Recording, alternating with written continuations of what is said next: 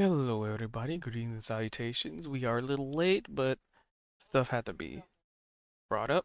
Um,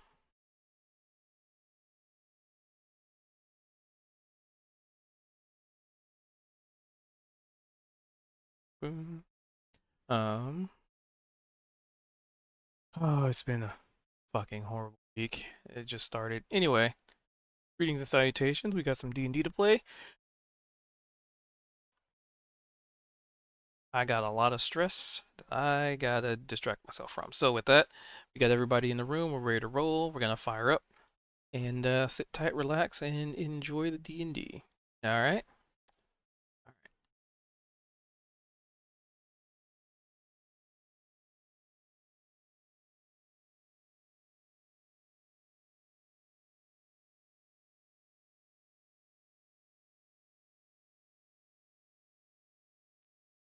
So, who can remember what happened last time?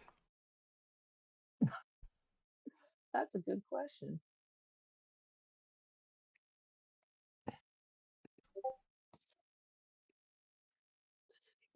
Shit. My audio again. Oops, sorry. I'm also still got a little bit of a cough. Well, There goes Nivara. You go, girl. we had started the session at the end of the night. Right. On the way home from what had been an inglorious turn of events at the, I guess, casino. Is that one of the words for it? I guess it is a casino. Wherein we had made some money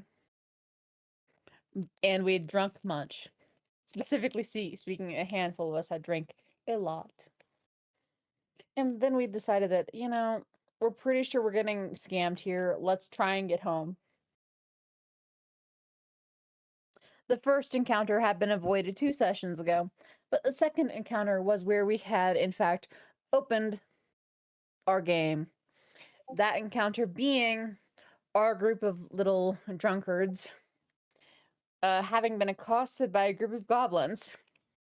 Yay! Niavara, bloodthirsty from a night of boredom. And, not winning a blackjack once. Was, like, let me do it. I hate people who steal. I can't do it. I can make this right. However, Zedrin speaks Goblin and is therefore able to parlay with the bandits. And we learn about the practice of Zedrin. What is it called? Ambush. Ambush. Specifically speaking, it's a goblinoid game wherein they try and just gather as much shit as possible from random strangers and collect it over the course of a handful of days and compare it with each other. Zedrin cracks a deal with our goblin ambushers. We will help you win this round of ambush against your greatest rivals. They accept. Zedrin makes it pretty clear that he was always going to at least think about betraying them. So, let's go. Let's find out how this plays out. But it means that we're able to get back to the inn with relatively no further interruptions. And Niavar is able to share, hey, I'm pretty sure we're just getting scammed with that letter. That this whole thing was designed to, get us ambushed in the middle of the night. So, no magical quest, alas. Sorry, Veldrin. So, we get to the inn. Zedrin's trying to show off how to get inside the rooms. He's trying to be really cool about it. Like, look, guys, no hands, or I guess the thief's equivalent of no hands, which is like you can't even stick thieves' tools in it. Which is of course witnessed by the barkeep, who's immediately turns around like I didn't see anything. To Zedrin's horror. But we split off No, the for the guy in night. the room next door that saw him last time and thinks he's trying to break in. We split off for the night. Niavara got up to nothing. Zedrin, what'd you do after we went to bed? Someone did something. I don't I don't think he did anything. I think I think it was Vel, Kozik, and Zed in one room, and then Sari and Inanna in the other room. And I think Zed just like flopped down and went to sleep. I think all of us in our room went to sleep. Right. Yeah, we all Yeah, went to we, was too sleep Like messed too. up to pretty. do anything else. we were happy It's not not. to have guards setting a watch and stuff. Yeah. Right. So then who did something first thing in the morning? Because I remember like we split off. Well, first thing in the morning, we were Oh, talking about going to breakfast, right? yeah. When I think that's where we ended up kind of ending the session somewhat. We had woken up uh in the morning, and we were kind of trying to decide what all to do. Zed had an idea um to branch off potentially with Inanna so that we could try and be super stealthy. But I remember Sari wanted to join, and so we kind of had a discussion about how we were going to approach that. And we have a few things that we could do. So I think that's where we were left off, because I know for Oh, one, Sari was fine not joining. She got your vibe. She's fine with that. yeah, well, we talked about it, and so I think the thing that we had discussed was like maybe scouting and maybe doing that all together. And then if we needed to be stealthy, then we could branch off, but not having to split the group per se. But I know it's the first morning after we just got into town, and we specifically wanted to go to the library. Um, I know Inanna has this business card from a sky ship captain that we could try and pursue. We kind of have a couple leads or jobs. I don't know how Veldrin feels about still looking into this note that he was given. Um, Zed wants to try and infiltrate. Well, Zed has a coin, for instance, that he was given from number one that we need to try and pursue. Um, that's a little bit timely. And then trying to help these other group of goblins. So we've got a bunch of things that we could kind of either branch off and do separately, or try and pick what we want to do individually. And yeah, I guess also just trying to keep a low profile, since this is such a massive city, which we've done such a good job of so far. I don't know what you're talking about. We're doing amazing. Says the one person that's actually in disguise. Correct. And has doubled her disguise by trying not to look so fancy. Yeah, I think that's kind of, we were getting up in the morning and But somewhat don't trying to forget the decide what fact we that were going to do. we had an amazing breakfast, and a few people learned about omelettes, and that was very fun. Oh yeah, How I could I forgot have about the forgotten actual the breakfast. omelette Yes. discussion?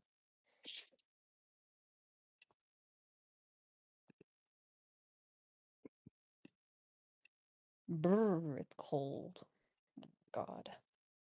Where was this weather in February when it was 100 degrees? Oh man, Right? that's not right. That it's cold in late May. It's been freezing most nights. All right. Absolutely horrendous. So The question is, what's the plan, team? Right. What task Lots do of you irons want? in the fire. Well, I thought that it might make sense for the of the rogues there to break off and do that mission, and then we could check stuff out at the library and maybe find some leads there about what we're supposed to do next or anything. But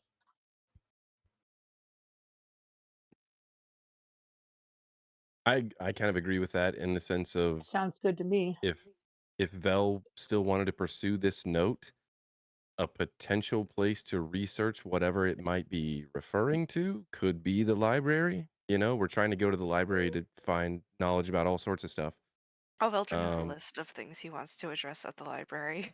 I assume, yeah. and Aside from his Since hangover, Veldrin's Yeah, Veldrin's second home. Oh yeah. Speaking of, should people that were super drunk roll con saves? I we believe already I did. resolved that. I did a Okay. 6. Um.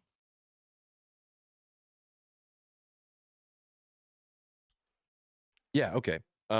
If that is kind of the potential consensus, are we still? I guess narratively, are we still inside the Adventurer's Rest, like at a table, or are we Yeah, outside? I think we're still at the table. Just we finished breakfast and we're kind of trying to decide, what to do, which way to split up, and what we're going to do. well, Right. That's my memory. I can ask the staff where the library is at and like where point us in the right direction about the city maybe. All right. Oh yeah. Scar was actually really good about letting us know where the cat's grace was. So if anyone, he'd probably know. And see Zed kind of pats his pockets a little bit. Oh yeah, I see. Got a coin here. He puts a copper coin just flat on the table. Um, kind of gestures to Niavara You, or Inanna. with your passive perception, you would see the little one's scarf, like his little tongue slowly sticking out towards the coin, but while still trying to remain disguised as a scarf. Well, knowing it's nowhere close to him, but just kind of.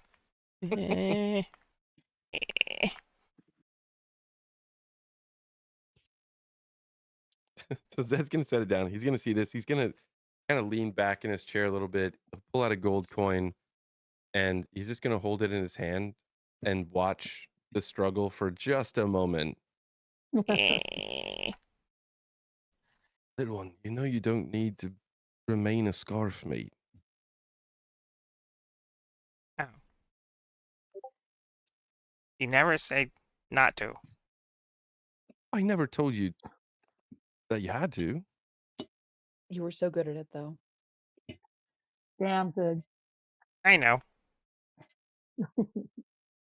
Well, here, let's have some breakfast. And he's gonna hold up the gold coin. You move it slowly to your little scarf. And Meow. he'll like hold it up in front. It's not like teasing or anything. Just Meow. ooh.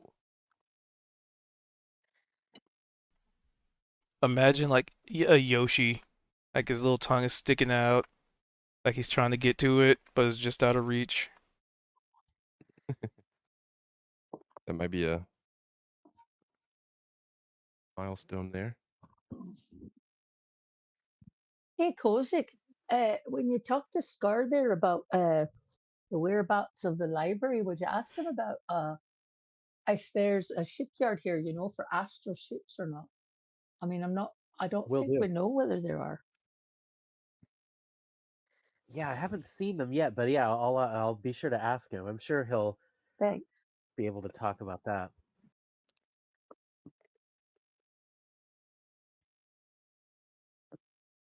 All Switch right. this over. Well, where is this Mr. Scar? Where's this landlord at? So you would have been pointed to one of the attendants at the bar, a yuan tea man currently serving drinks with extreme flamboyance and the utmost and most impressive use of flourishes and commentary. Right, and is he disfigured in any way, or does he just have a cool name? He just looks like a, no, I mean, normal for a yuan tea. Maybe not so much normal to you as a dwarf who's lived underground Highly for a long time. exotic. Yeah. Okay, well, I'll go up, I'll approach him and make myself known to him. I say, hello there, Mr. Scar. Oh, hello, brave adventurer, traveler. And he eyes you up and down. Noble. And he does like a little bit of a eyebrow, like the Rock Johnson, like eyebrow quirk as he says so. Yes, it is I, Sir Kozik Deepshaft, a dwarf. And yeah, I'm really happy to be staying here. I had some questions about. Do you think you could answer some questions for me? Now that is a question, isn't it? It depends on the question. Well, it's difficult, but oh, it would be some questions about the city and where to find certain places.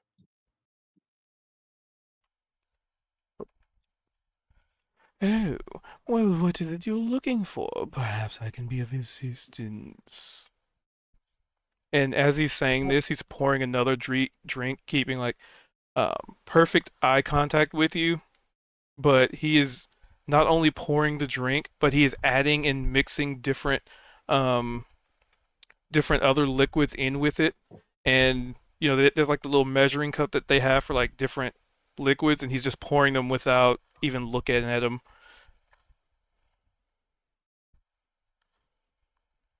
Well, yes, he's quite a mixologist, aren't you there, sir? Among other things, mixologist, owner, and then does another eyebrow quirk, lover. Right. Well, so about the city then. I think we were looking for the library. We've heard that there's extensive archives in the libraries here.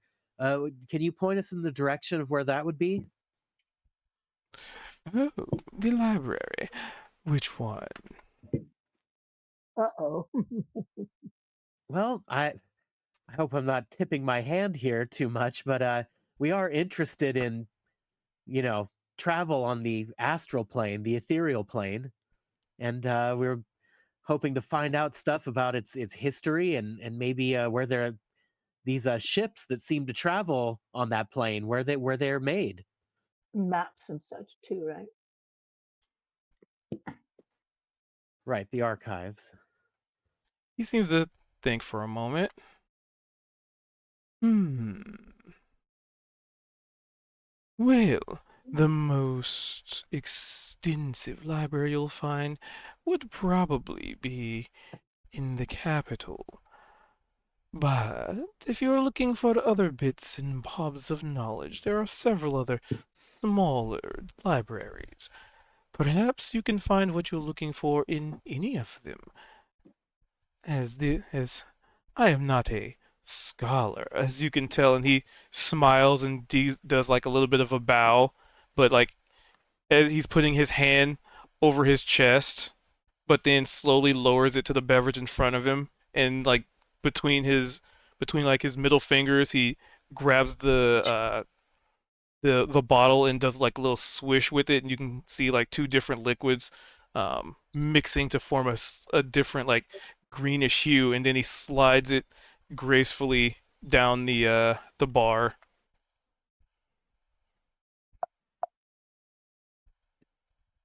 Well, I suppose if we know that the main library is up at the Capitol, and I assume that's uphill, isn't it? The city seems to be made of hills. Hmm.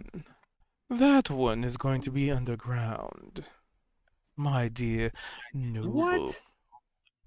That's incredible.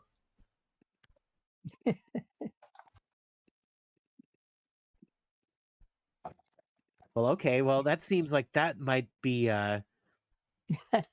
more known and easier to find, but so maybe you could point us in the direction of one of these smaller, more independent collections. Hmm. If you go more into the how would I put it to someone who is new? Into the district Oh, new. where everything seems a little more quality, but industrious. It'll make sense. If you go this way, exit exit the little our little hovel, and make your way down this road, and turn a left, and continue forward. And trust me, you can't miss it. We'll see an increase in the quality, so you say. Maybe more people of means and stuff like that. Hmm. Far more intricate architecture would be the better way to put it. All right. That sounds okay. Is there any sort of so you say we can't miss it? Is there a name for this collection, for this archive? Hmm. The Library of Grimhaus. Excellent. Well, maybe we'll try our luck there first, and then if we come up with nothing, we'll go to the capital. I'm sure they can point us that way. Of course, the gods are always helpful. Nice. And what did you say it was called again? Oh, the I have it. Library of Grimhaus. With two A's. And as he says so, he does like, the peace symbol, but he's representing two. And as part of the flourish, a beverage almost like in line with his hand movements. One of the bottles floats from the rack behind him into the bar.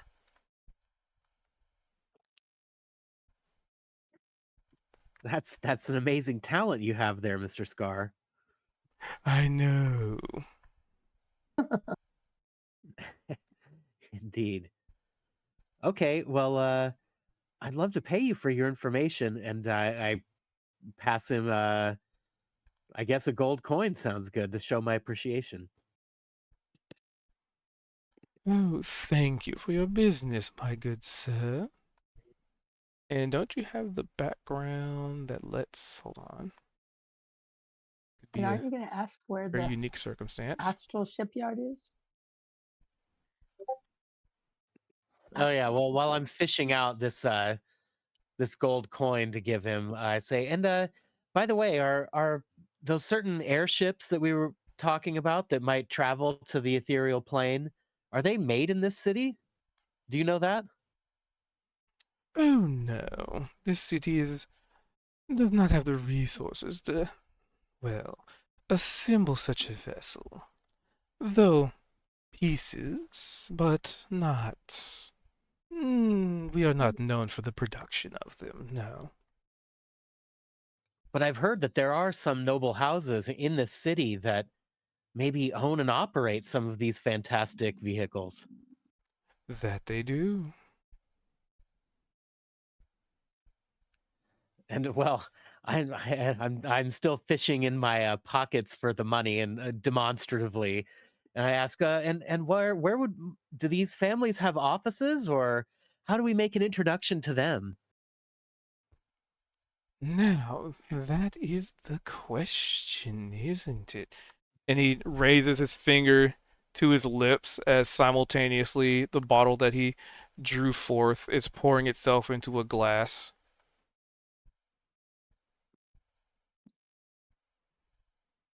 Do you maybe have any connections with these certain noble people? Hmm, not really. I mean, you seem to know a lot of people, and you're the kind of person I feel like people would confide in. I'm just a simple barkeep. And he smirks a little bit. But if you're looking for transport or travel, then continue from where I told you. It is in that district, after all. It is very difficult to miss the massive spiraling towers that look like dragons coiled around them. It is a sight to behold, to say the least. Well, I look forward to it. Okay, and yeah, I give a gold coin out on the counter to Mr. Scar. A pleasure doing business. I am certain House Rindari will welcome a new face and Nandari, I patron. knew it. Yes, of course. Thank you. We'll be seeing you again soon, I'm sure. I look forward to it. Noble Kozik Deep Shaft. Something about that makes me a little uncomfortable, but it's just my name, isn't it? All right. Derp, derp, derp. I make my way back to the table. Hey, Cube, could you take the nighttime filter off the city? Oh yes, it is morning, isn't it? Thank you. Dawn filter. I guess Awesome. as uh as Kozik's kind of like making his way back and maybe into uh the range of the table, Zed's got this copper coin sitting in front of him, and he's kind of like tapping on it, and his vision is going from the coin to Inanna, back to the coin, and then he'll kind of like look up, seeing Kozik walking up. Right, so there's something to this coin that I've got to figure out, and I believe that well, number one, as he referred to himself, was wanting us to do something. So might be time to R- go see what this is all about. What'd you get after with Scar? Well, maybe your path will go along with us for some while because he told us about a district near here with some very fancy architecture and maybe the right kind of quality people in it. And we might be able to find a library there, an archive there. And I also tell them about all the pertinent details of what Scar told me. So I had to double check something. Apparently they changed the wording on it, but I'm gonna roll with it. Is isn't it interesting that he kind of knew you were a noble without you really mentioning you're a noble? Well, I I thought it was obvious. I don't know.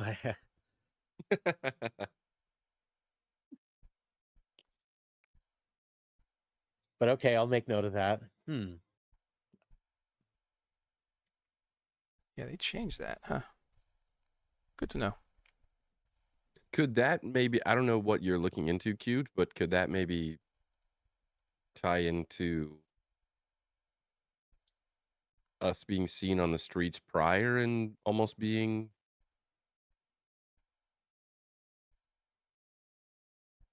you know, marked as at least a couple of us being nobility? Is it the same thing or is it different? I don't know. I don't know what you're referencing. You don't know. That's the point. Okay. Right. I don't know either. Fair enough.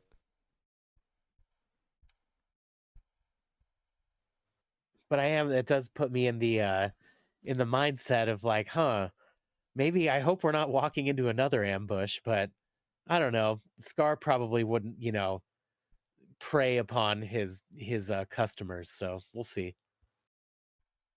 Did you like reference any of that to us, or is this just inner monologue? I think it's just intermodal. I assume it's just for Kozak. I don't know. Because I don't know if Zed actually told the group that he paid kind of for discretion. Oh well, he was not discreet. But then Yeah, again, neither was I. yeah. I guess as far as just like a trust factor. Anyway, so yeah, Zed, Koza comes back, mentions that Zed probably taps the coin a couple other times, and then he'll pick it up, and look around to the rest of the table. All right, so you go into the library or what? Yeah, I think so. All right. Is everyone If our feeling bill all is all set. right? And he's going to look around specifically at Veldrin. I don't feel great. I don't imagine that you do. Is there anything that you need or would like to feel better besides a book? Because you have all of those already. Not all of them. We're going to a library soon, so hopefully that makes you feel better. But like you need a flask of water, or like a fruit of some sort, maybe to get some. I did order an omelet, but water would be good. Okay.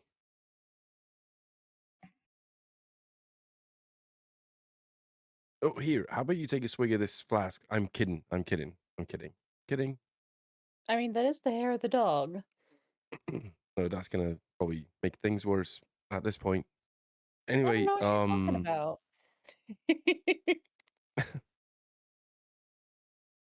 Zed's gonna just glance at Inanna and just kind of like a slight shake of the head, like I know what you're up to. And I assume he has a flask full of water.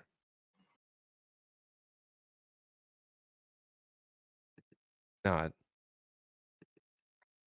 think Prefer- you'll get. Preferably not from Cha, because you know what Cha water's like. Yeah. Um.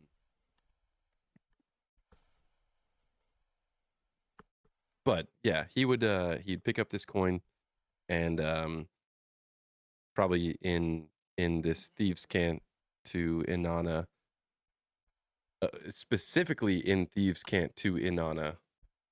So, you remember Big Steve? Big Steve? And she's like, Yeah, you type. remember when you were Big Steve? Uh-huh. I'm not saying that you should necessarily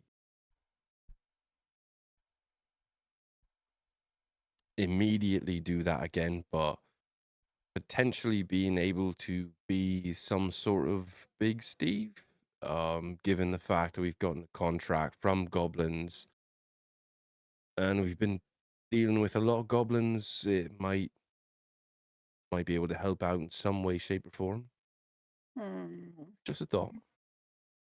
If you And need then to she's sneak like, around the corner and, you know, problem, don't speak goblin. I do. And so it's going to be maybe awkward, but we'll figure it out. Inanna gives a meaningful glance in Kozak's direction and his crown. And then she actually is like, wait a second, I'm a fucking caster. What am I doing?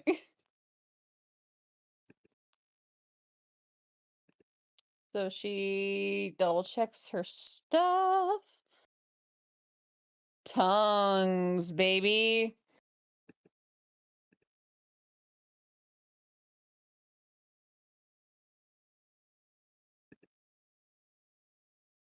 You look The like you just thought spell. of something. She said the solution to the problem, I suppose, and my methodologies of transforming have become more dignified. She smirks at that a little. Yeah, next time you stretch your face out, I'm going to remind you that you said that. She's like, listen, it was all worth it. You don't know what I had to see to get that face. So at this point, Zed'll, like, reference the coin again, just physically, just kind of motion it around, and it's got his attention. He's kind of looking it over, and I think he realizes what to do with it, but he's waiting until we all, I guess, have decided what we're going to do and leave the table. So he's just got this coin tucked in his hand. Well, should we meet you all at the library, or what's the plan?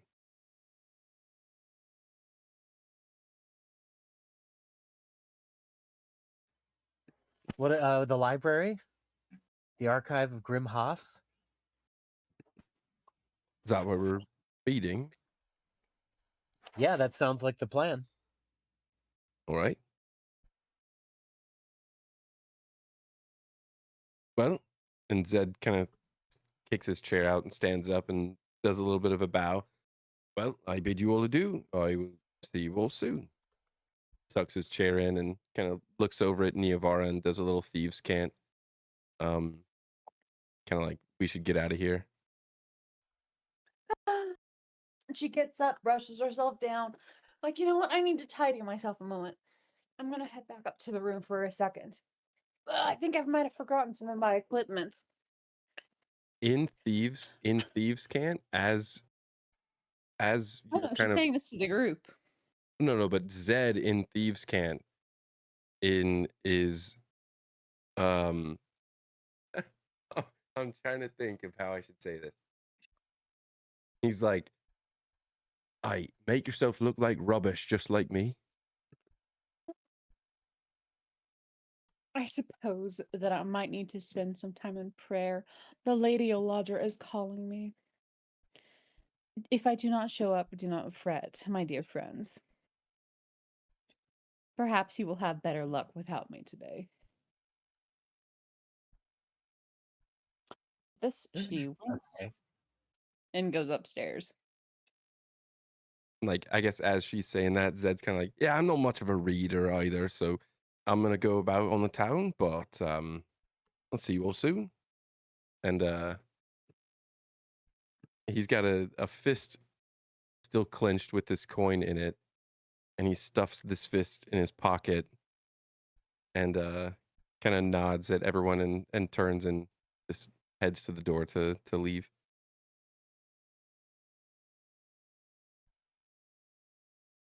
All right. Happy hunting. See you soon. So Zed walks out, and Neovar goes up to the room to do what? Obviously, take off the jacket and then swap clothes and then get into what I might call Little Steve. Because changelings can now become a size small creature. Oh, See, and you said they didn't give you any. I know. They gave me a whole size difference. That's actually pretty useful. More useful than you may think. Extremely so. But Little Steve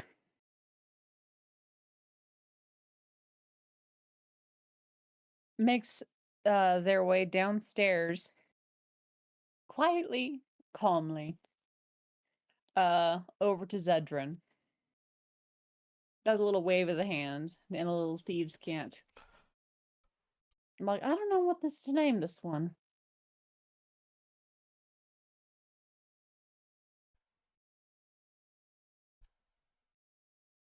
So Zed had walked outside.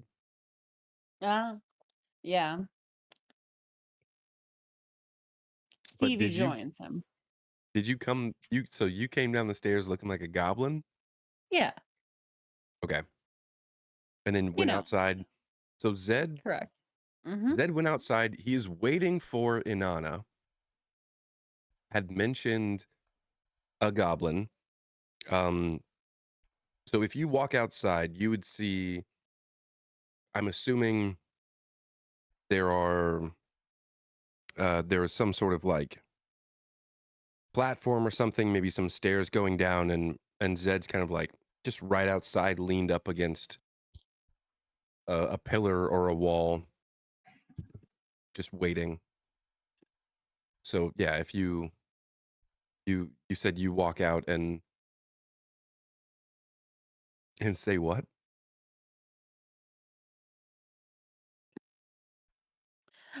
I don't have a name for this one yet. Stevie. Clearly I'm not big. I like little Steve.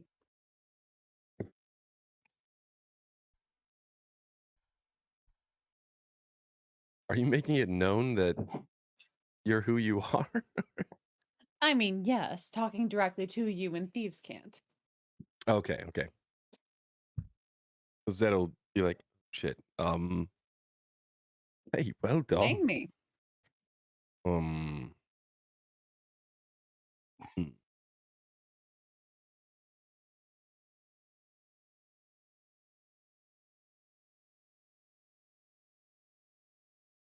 I'm not sure. You want to be? This is all still in thieves' cant, just to be sneaky as possible. Do you want to actually be a relative of the Steves and try and play in that, or just something completely different?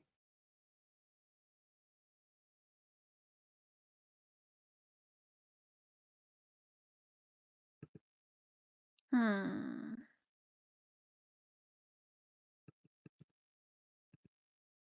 There's a good She chance that sort they of don't makes know the a. Steves, and there's a good chance that they don't know anyone that you might make up, because it's obviously not real.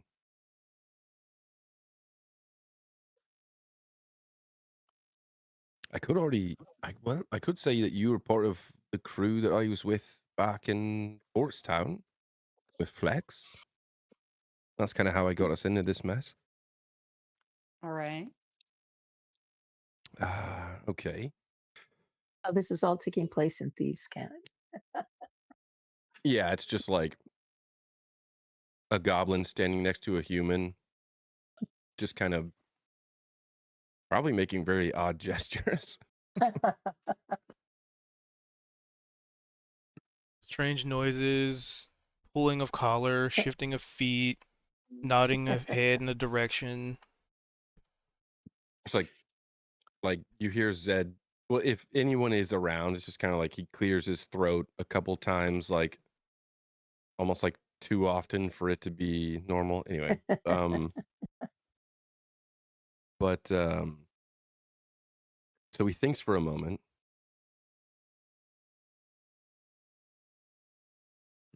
Uh,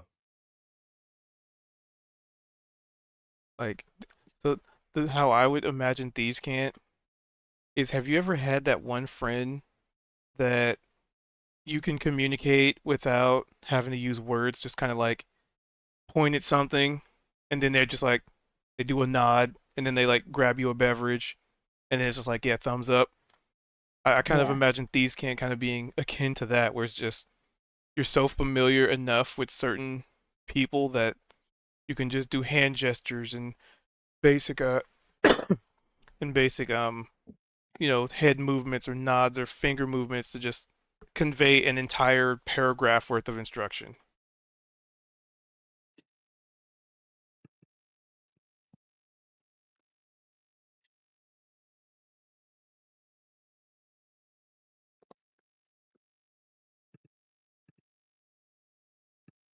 So I've already referenced a certain character cubed. Would you let me reference another character?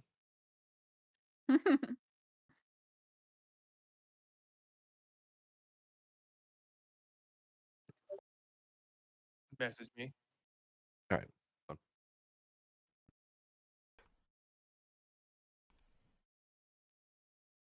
But while that's going on, what are the people in the bar doing?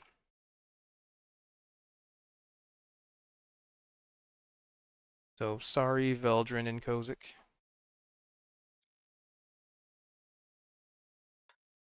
All right. I'm Sari's waiting to go to the library, and mostly she's excited to go to find out about the ostriches. Okay, so preparing. What about Kozik? What am I up to right now? Yeah, like as Zed walked out and sort of like the time in between. I guess I don't know. I'm hanging out. I don't have anything special to do. All right. What's Veldrin doing? Also just sort of hanging out until people start heading to the library. Library. Yeah, he's just ready to go to the library. All right. Should we take a stroll down the avenue? Seems like we'll find our destination pretty clearly. Right. I'm ready to get going.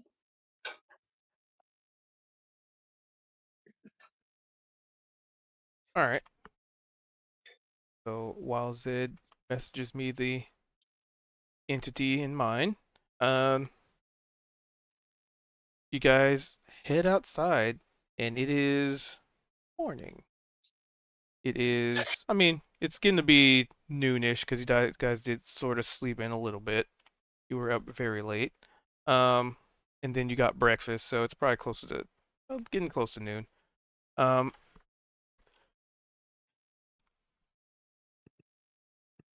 so you guys start heading in the direction that was described as the Library of Grimhaus. Um, and you do so. So you basically you start making your way through the city. Um, varying degree. Let's see, it's about noonish. So yeah, there's gonna be a good bit of foot traffic. Um, there's a lot of varying degrees of peoples here. They have a very diverse community, as you can tell. But there's a pretty strong indication of Yuan-Ti of of variety. So you would see a lot of Yuan-Ti purebloods, which are the humanoid, um, the ones that basically look like a little bit taller humans, but sort of scales here and there. A little bit like more elongated faces, and you would even notice um, the Yuan-Ti as the ones that have the serpent heads and the serpent tails, but two arms and, well, no legs, but basically think of like humanoids with no legs. So they just have the snake tail, but they also have like the snake head. Um, and there's varying degrees in between both of these. You haven't seen any of the other like multi-headed snake ones. Other than the one the night before. Correct. And you would also have observed like a lot of these Yuan-Ti have some semblance of like, you know, guard robe on or some sigil or symbol that represents that they are probably the constabulary of Kronossus. And eventually, after very much walking, as this is a very large city, um, you come to what seems like a very large like wall. Um, the wall itself seems like it's separating a district in a sense. Um, and you could see the composition of the wall. So, if you recall, the composition of the wall back in the cave, where the wall looked like scale rather than wall, just in its like Yeah. composition. This is mirroring that very significantly. It seems as though, like from a distance, and if you're just sort of looking at it from a generic, just approaching, just kind of taking in the sights, it almost looks like there's a serpent's tail that's coiled, that is this wall that's coiling around the city. Um, but when you get closer, it's the architecture. It's sort of designed to play that little trick on your eyes that make you see something from far away, but when you get close and see the finer details, is just that's just how they designed it. But it's very intricately designed to be able to play that trick of the eyes. And you probably get a feeling it's not even illusion. It's just the construction of it is so intricate in how everything's spaced. Um, and in this wall, as the street goes on, there's this large, just massive gate, and it looks like the gate is open. There's guards on either side of it, um, and there people are coming and going relatively freely. But looking on the other side of the gate, it looks a lot less from where you came from, where everything seemed relatively like standard, pretty uniform. It's almost like this district is every building looks like it was designed from a different person. There's different Hmm. accents, there's different flourishes to it, there's different trim to each one. It's almost like every building was custom made for a specific person or, you know, commission almost. But there is a odd sense of uniformity in the placement of everything because not all the buildings are straight up and square. Some of them have curvature to them. Some of them seem like mini towers. Some of them look like rock hovels, but at the end of the day, they all seem to have like a little bit of the theme of serpent. But this is from far away. Uh, It looks like we're getting into the old money section of town here. Maybe. That's really something. That's beautiful. These buildings. I wonder how these Yuan Ti got here in the first place. We're at such a high elevation, and I would think from the scant books that we have in the dwarven libraries about such beings, I think they would prefer to live in hotter climates. But well, here's more power to them.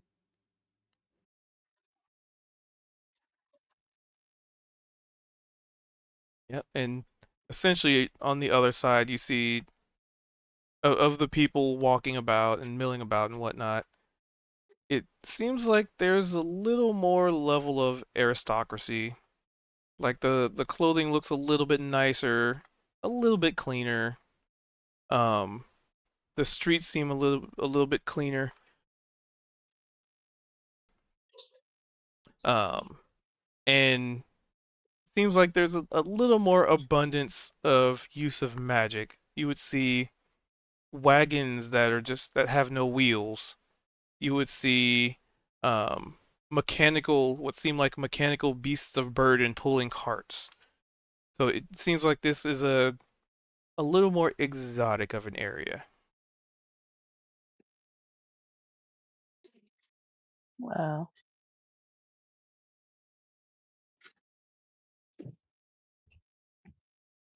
Well, great. Let's see if we can find this library of Grim Hoth. This place is amazing.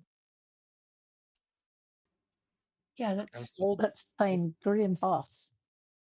I was told it'd be easy to find, but I mean, everything here is a little bit intoxicating. Let's see. If there's big spiral towers.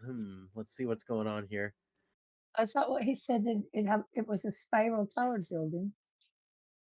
Well, there are buildings designed to look like huge towers. They're just, multi-story buildings, not towers that are crazy, right? Think of like a three-story house, but they designed it to look like a tower.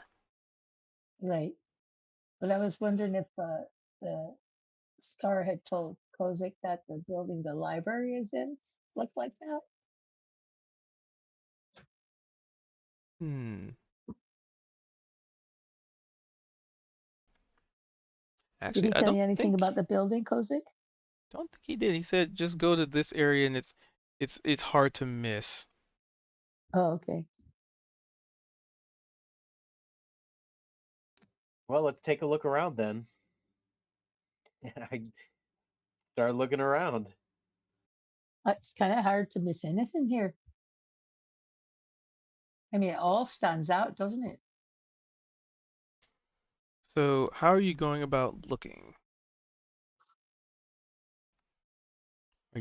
Are you bumping Well, into people and asking them? Are you just going to each building and looking at like a sign or look for a sign and see if I you guess can figure something out? I'll start by looking at these like plaques and stuff that might be on doors. But right, if there's somebody of quality who's hanging around, I might want to try asking them. Okay, Kronossus. Uh, Or like a guard or somebody. okay. So, let's see which building you come across.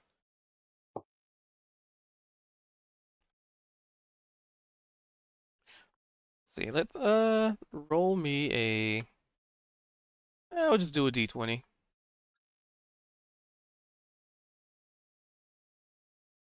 And an investigation.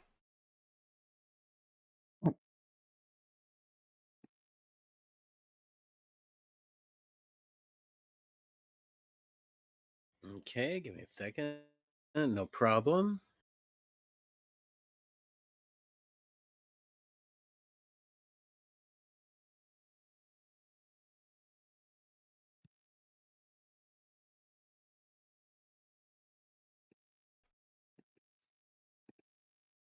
All right. So, with a 15, a 7 and a 3. So the first building you come across would be called the Heat Shield. Okay. And it Shield. and it kind of looks like the composition of the building is almost like it has like a misty composition to it. So it's kind of like a not bright white, but kind of like a brightish blue, kind of bright white, kind of cloudy color, almost like steam. And when you walk up to the building, it's almost like it looks like the steam is rising, but you realize it's just the tiling on it that it's kind of like what's that, the felt that like when you run your hand over it, it looks like it changes color, kind of like that when you move Oh, closer as the reflections do it, work their magic, quote unquote. And it kind of looks like steam is rising as you're coming close, nearing the building, but it's all in the architecture. So it's like almost like watching a movie or an illusion of steam rising, but it's really just based on your positioning and your perspective of looking at the building. Wow, that certainly is impressive. I don't know what they do in there. The heat shield. right. Heat Huh. shield. That's a strange name. Is there anybody passing by at this time? Oh, there's lots of people at this hour. All right. Well, I see if there's like a youth, some sort of a young boy of any race passing by, and I say, "Hey, you there? You, do you hear me? Yeah, mister. Oh, what kind of business is this? It's called the Heat Shield. That's to clean the filth off you, sir. Oh, like for adventurers? Yeah, mister. Well, all right then. Thank you, young master. Might you know where the library is, young man? The library Grim has. Oh, it's just down that road and to the right, miss. Oh, You thank you can't miss so it. much. Right, yeah. Thank, and I toss him a few coppers. Wow. I never made a few coppers. Just telling people where to go. Right. I should do this more Well, often. very Sweet. friendly of you. Thank you so much. Thanks, ma'am. Thanks, mum. He They're scares much off. friendlier up in this part of town.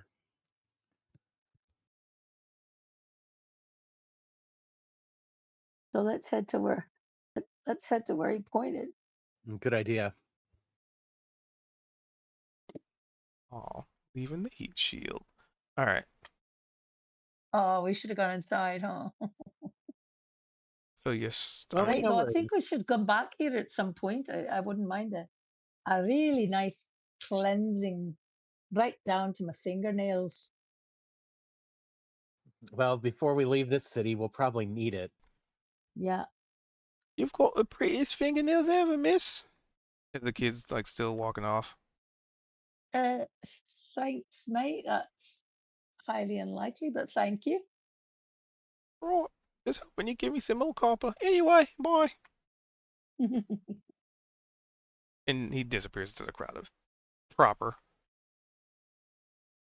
All right. So you guys are starting to head to you are heading towards Grimhaus, and you're almost marveled by the different architectures of these buildings. Imagine being in Disneyland and then multiply that where every building seems to have like a theme.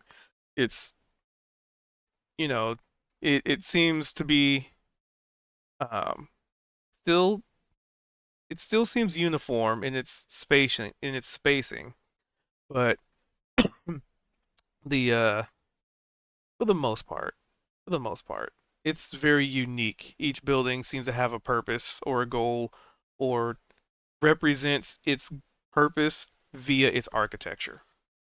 Um, but Oh, cool. eventually, you make your way through the streets, past people, um, and you are given the direction where you need to go.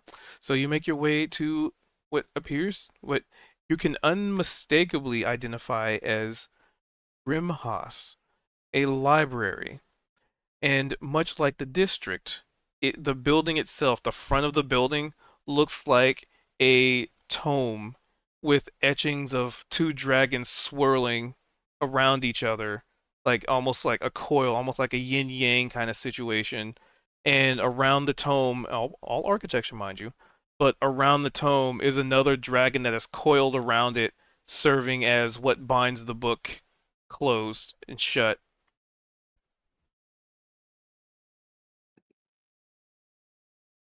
This must be the place. Wow, this is impressive. That really is. I could.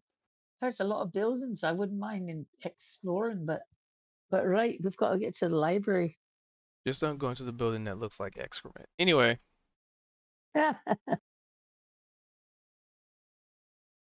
so as you begin to walk in, the camera shifts back to Zed and Niavara.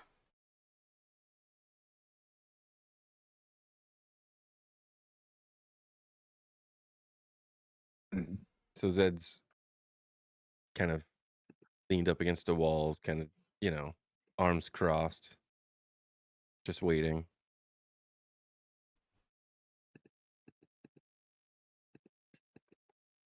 Well, I think And that then, we have a decision made. hmm? Did we have to make a decision? Oh, as far as your name, Zed was going to pick out the name. You were going to pick out the name, right? Yeah. tell you what.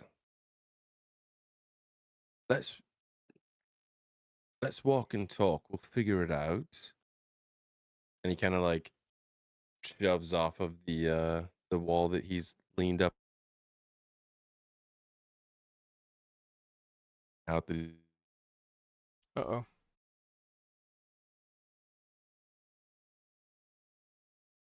Uh-oh. Cord cutting out. I think Discord's lagging out. I can hear Zed. He's kind of sounded like he was getting robot-y for a second. Oh, Can you hear me? yeah. Can now. All right. So yeah. So Zed's gonna pull the coin that was stuffed in his pocket. He's gonna like flick it up in the air and catch it, and then put it on the back of his palm and see if that gives us any direction as to where to go. Give me a perception check. All right.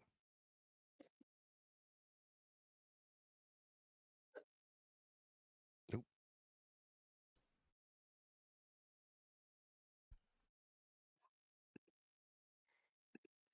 So, as it lands on your palm, it's not painful. It's not like you feel like something's going to puncture the skin, but it's akin to like maybe something something like poking the skin, and it seems to be yeah, you got 18.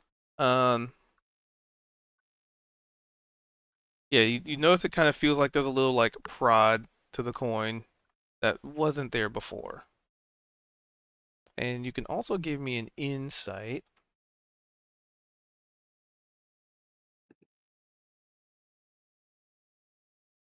Maybe figure out what this represents. All you needed was a 10. So it's essentially guiding you in which direction to go.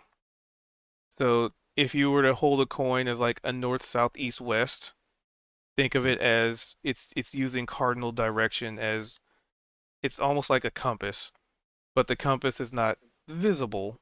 It seems to be more when you hold the coin, the prodding sensation kind of moves. Almost think of it maybe less of a So it's by prod. feel. Yes.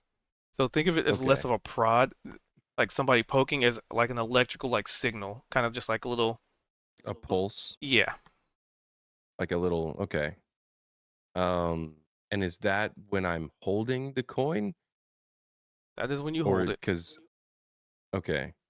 Um. But then it kind of goes away. So think of it like a radar blip. So every time you catch it, Yeah. it does it. You It's like flip it. sonar. Yeah, Oh. Okay. Okay. Cool. Cool. I get it now. Um. It and that it's a physical sensation, but it doesn't. It's not doing any damage. correct. Okay. Cool. Um. So with that first flip, then what direction, what sort of pulse did Zed get? I mean, we just say north. I mean, Okay, we don't yeah. have a So map that we're he'll currently on. follow the right. So he'll follow the um that blip, and I guess if it gets, I'll keep flipping the coin, and I'll do that.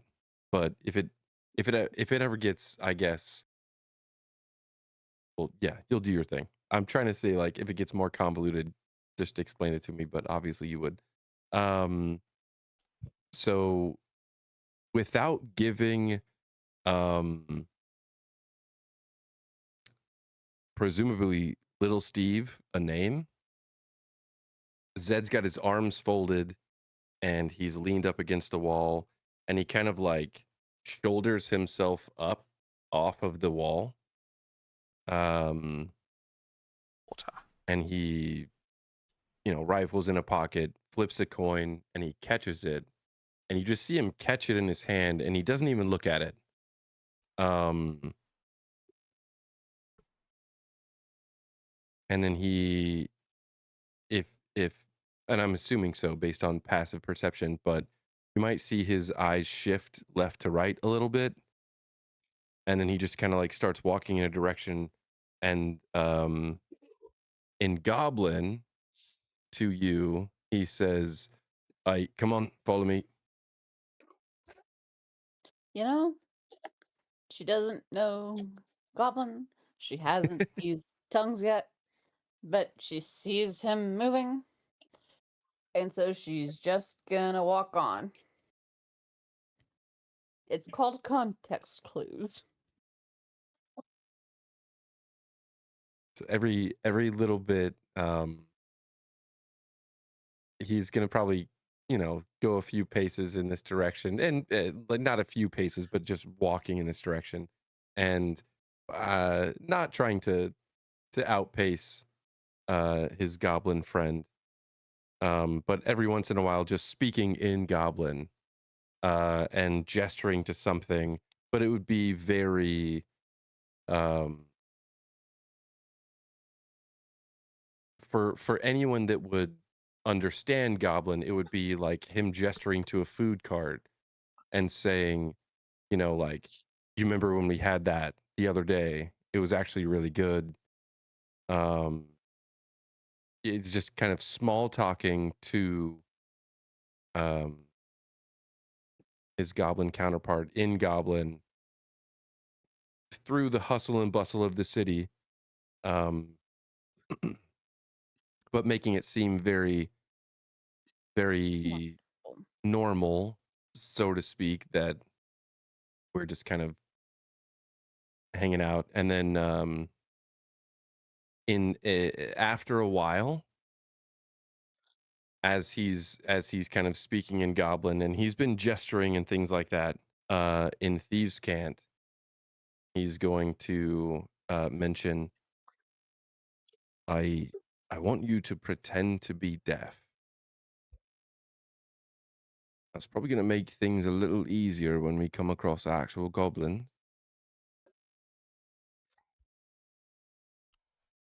In hand signals, she says, pretend to be deaf.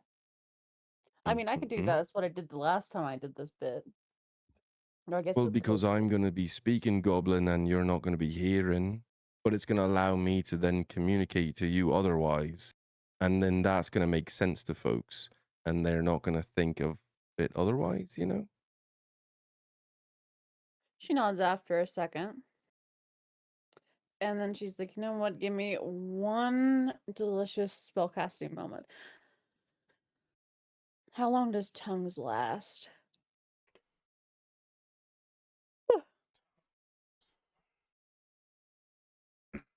Not Tongus. 1 hour. That's not great to do right now. When needed, though. It requires verbal material as well. So I need to be able to speak. My thought process, and again, this is just kind of as I'm assuming this conversation is not No, there super were obvious. This is all thieves can't sort of gestures as we're making our way through the city. Just kind of um not a full-on conversation. um but Zed would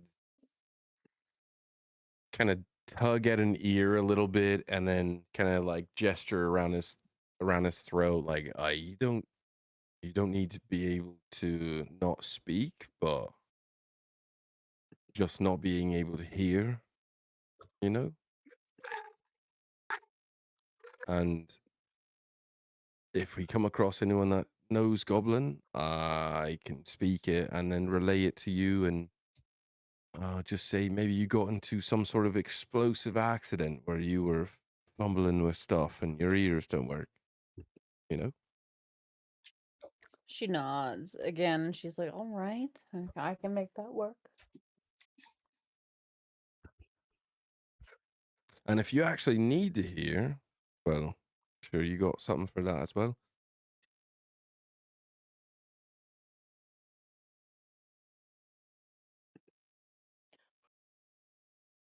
And I guess as we've been walking, kind of conveying sort of The deal with pseudo each other. plans back and forth. Yeah, just trying to get on the same page. Um, if we get into a spot where it's not too convoluted or congested in the city, he'll flick this coin back up and catch it again just to see if we're still going the right direction, Yep. trying to So follow the trail. basically, it guides you Mhm. with not really much complication. Um, so every flip is a pulse. Every pulse is a step or two, or three or four, however quickly you may decide to move. But at the end of the day, the end goal is to guide you somewhere. And it takes a few minutes. It takes a couple of needs to stop and double check. Maybe a couple of people looking at you weird, this dude just flipping a coin while walking through town. But by the end of the intent of this whole potential debacle, um, you come to a building in the residential area still, the sort of bazaar slash residential area, and it appears to be a three-story building. There's no sign on front. It looks like all the windows are shut and curtained. There is a singular door, and the building just sort of, matches it it blends in well with everything else around here. And as you make your way to the front of this building, the the pulsing of the coin ceases, as if whatever it is, you have probably reached your destination. And that final flip, as the coin lands in your hand, there's an image that appears. And it looks like a ring. And basically, where the image of the goblin with the fedora and the cigarette was on the coin, it's now been replaced with what looks like a ring.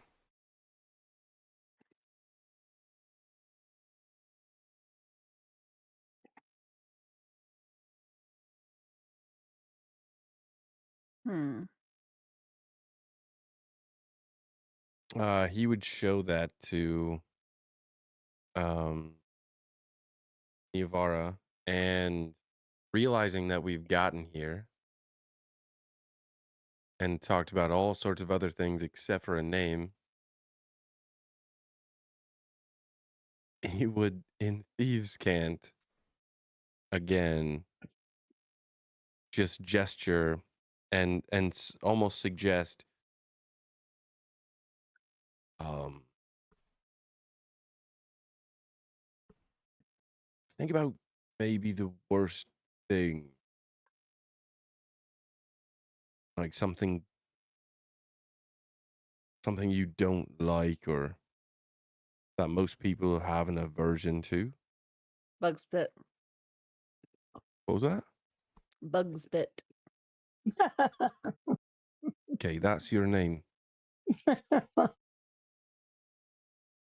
And if anyone asks, your last name is Razor Gore.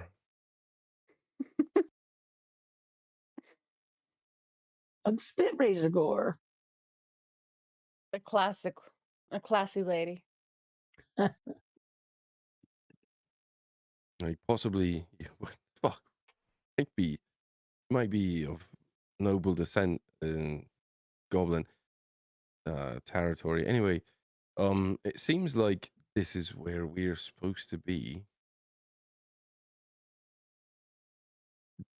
and he's gonna show the coin to Bugspit. Um, pattern. There's a ring there.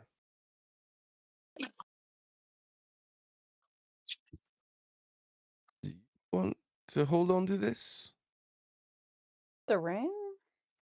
No, the coin that's got the ring on it. She'll take Should the I? ring out of his hand, the coin out of his hand with a delicate little finger touch. She's like, all right. She'll examine it closely.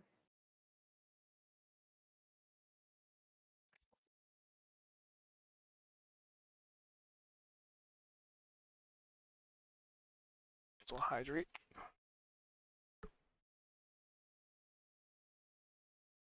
Is there nothing significant that happens to the coin when she picks it up? Nope, it just sort of has an engraving of what looks like a ring in it, where there was once a goblin, there is now a ring. Hmm.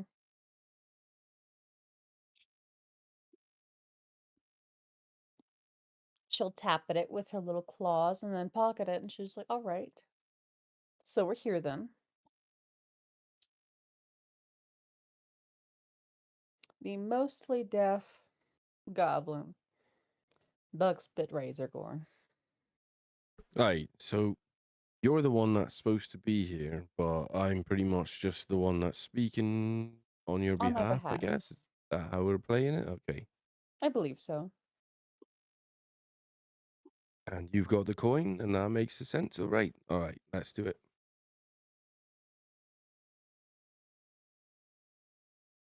So there's a door, I guess. Yep, there is indeed a And standard looking, nondescript, totally unassuming door. if Zed was going to tap into his, can I do a history check? I guess What would you that like to would make the learn? most sense of trying to um like rap on the door in some sort of notable goblin rhythm. Um, sure.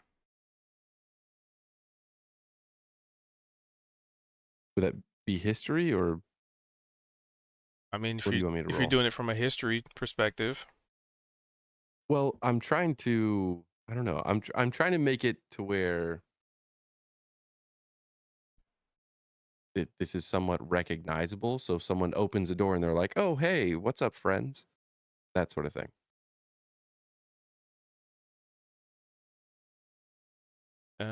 Would yeah, I would I be able to do that? you could try. Okay. We'll see what the roll says. History? Is that what you want? That's what What do you you want me to roll? want. I don't necessarily. Oh, you do. Okay.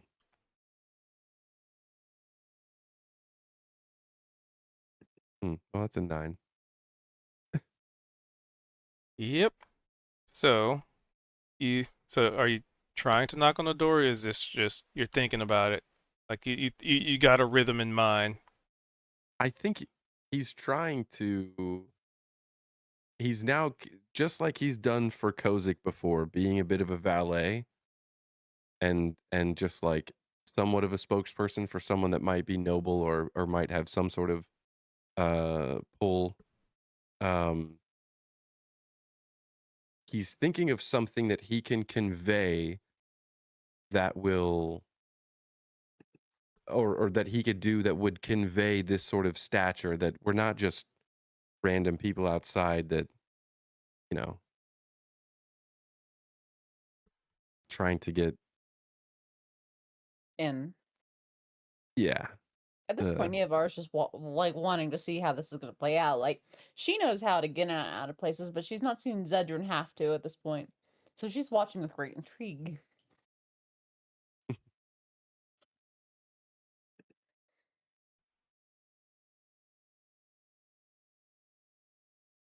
So, any plan? Oh, well, so Yeah, you got a melody in I was gonna mind. I was gonna kind of like rat tat tat on the door. and think that I used to run with a bit of goblins. Mhm. So maybe if I do that same sort of bit, there might be a familiarity inside or something. Gotcha. Uh, yeah. All right. Well, You know goblin culture. I don't. well, you got to pretend to because that's what we're relying on here. And as he says that, he's gonna start kind of like knocking on the door. He knocks on the door with both hands, and it's kind of like a weird. It to Niavara or Inanna or to what was the name? Bug spit. Bugspit. Thank you. I was like, okay. Um, it probably doesn't make sense. It just sounds very odd. It's just kind of a weird back and forth rhythm um between knockings. And then there's like slight pauses and kind of like a couple fist bumps and then a couple more knocks. Oddly, it evokes his relationship with Chaw's little handshakes.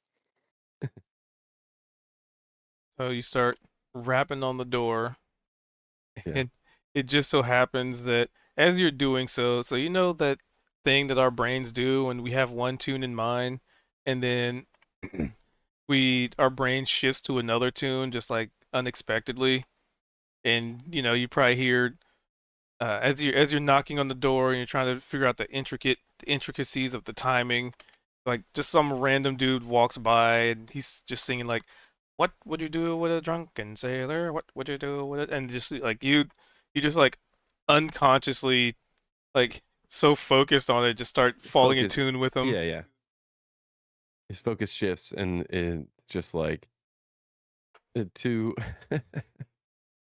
to Bug's bit, it probably just looks like it's all one knock, but halfway through it just kind of shifts in one way and um instead of paying attention to what he's doing, he's just paying attention to just this whistling noise. As a sailor, you hear the whistling of a potential shanty and it's very distracting. So And you lock in. his Understood. cadence shifts just a little bit. Um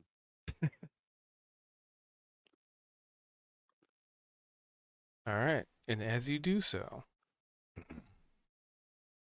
the camera shifts to the library people.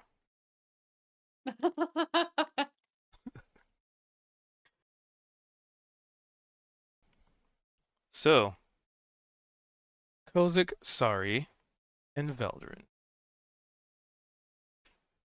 You were heading to the front door of this massive tome of knowledge. You can only imagine what the actual library is going to look like. The big one, it's just a lesser. Um, so you probably like walk up to the what you would imagine to be the door, because that's just where the road is naturally leading to. Um, and where this door would be, it just kind of looks like the edge. It's kind of like a big square, you know, not really portcullis, but it's square double doors. Um, and on both sides, it kind of looks like uh, basically book pages. And you would definitely see people coming and going, but I mean, it's very infrequent. But it's just as you're approaching, you'd see, there'd probably be a party in front of you that had just gone in, and you'd probably see like one or two people coming out. So it's not like people don't visit this library. It's pretty consistent. Wait, what do you say is consistent? The people coming and going. Okay. Well, this is a bit ostentatious, but I think we know where we're at. It's looks like a library. Huh. Well, how do we get in? Through the door. Well, should we knock or do we just go right in? I guess let's go right in. Right. And I think maybe it's a library that people have been going in and out. I think we just go in. All right. after you. Veldrin Right. will Thank you. take the lead and walk right in. All right. So Veldrin Followed by leads the Sari, I guess. charge as the bookworm would. So as you walk in, you are greeted with a massive hall. Um, imagine I don't know if you've ever been to one. To like imagine like a Barnes and Noble, but 3 stories, and you can. It's designed that each floor you can see from when you walk in. So when you walk in, you can see each floor, all the books that seem to just go off into who Oh, knows how far nice. back. Um, and you can see staircases and like staircases that spiral upwards to each floor. Um, and in front there's a little like reception desk there. There seems to be a dragonborn sitting at the desk, and they have their bifocals on, and they seem to be reading. And when the people who came in before you, um, you can tell it's the ones that just came in here as you were walking up.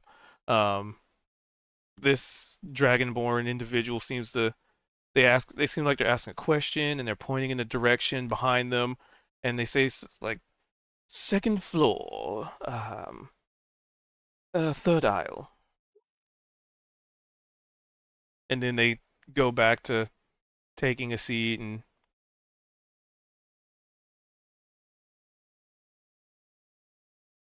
And yeah, Veldrin's leading the Uh, charge. Basically, think a massive bookstore, like a Barnes and Noble setup, but like 3 floors of it, and you can see Hmm. each floor from where you are.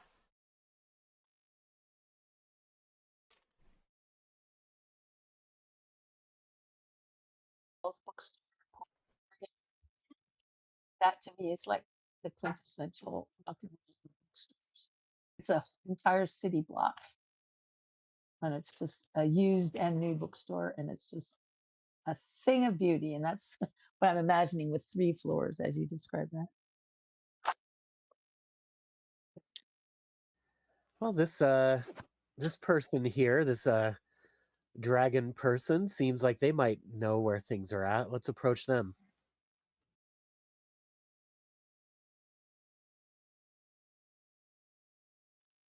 And so I Well, do. All right. So, is, so is Kozik like walking up to a person, or is Veldrin still leading the charge? That's fine. Whatever's good. Veldrin will let Kozik start.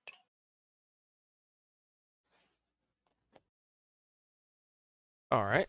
All right. Well, I say in a hushed tone, greetings. Ah, greetings.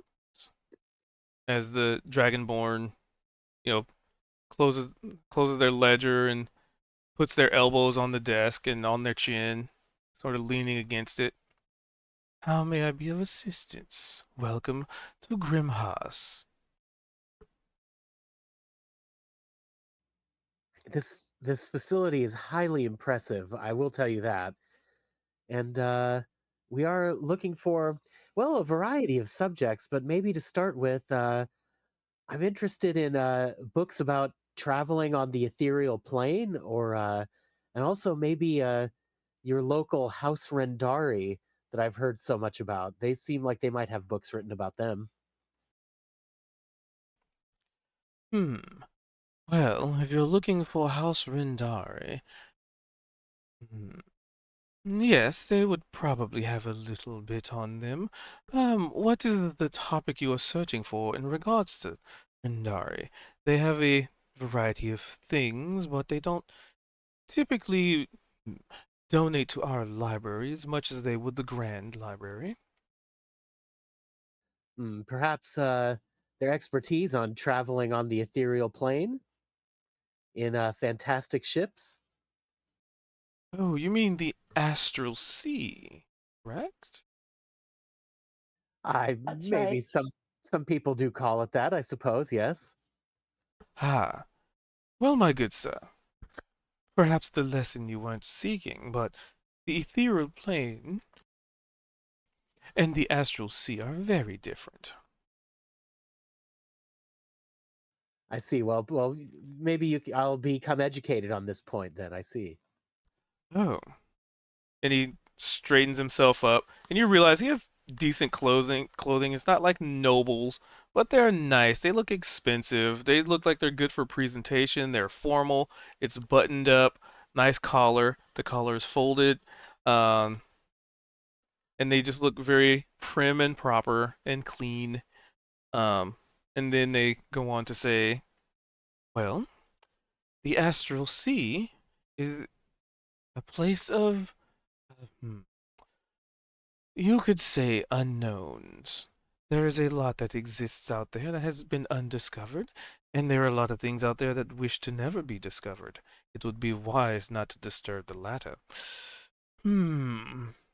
But as far as the astral sea, it is vast, wide, traversable, and very easy to find yourself in an unfortunate circumstance, as there are other travelers, and space pirates, and space clowns. Well, astral clowns. And then there's the ethereal plane. The plane in between, some could say. The plane where, hmm, tangible things are made intangible. The plane where ghosts can interact with you, should you somehow cause yourself to be jaunted to that plane. And and this guy just goes on and on and on. Like he seems pretty knowledgeable, as a good librarian probably would be. But you are looking for specific literature on House Rendari. That would be the second floor.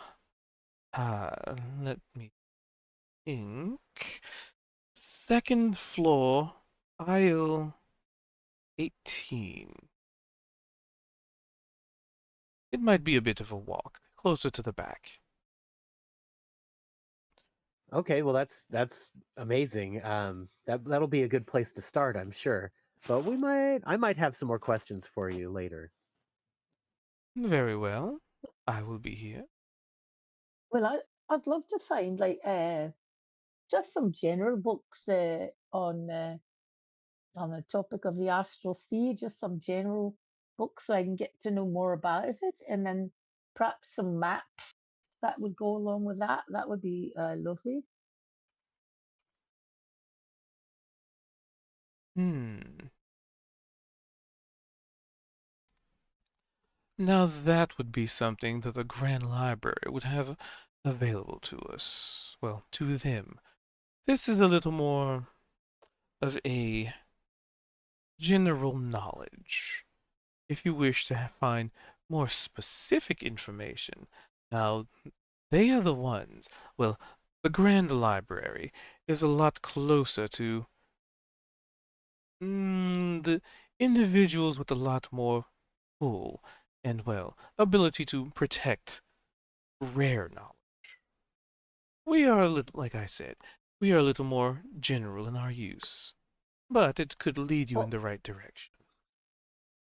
well, is the astral sea then general knowledge on the astral sea? Is that more of a that's not included in what you're talking about as general knowledge? Then that's more. You're saying that's at the Grand Library then, Well, if you're looking for any kind of maps or extreme or detail, then I that see. would be more akin to those with a far greater and more vast abundance of Right. knowledge. Right. Well, have you got something that's just general then about the astral sea? Something I could peruse? Ah, now that we do. Cool. Hmm. Let me think. That would be Floor 3, aisle 2, midsection. All right, thank you so much.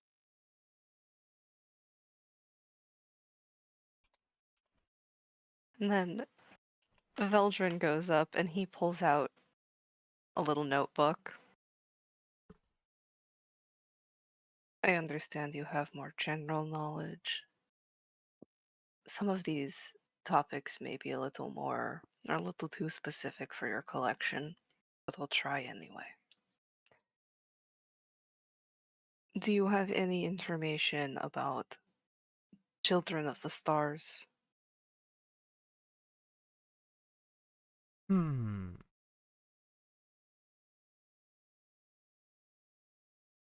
Uh,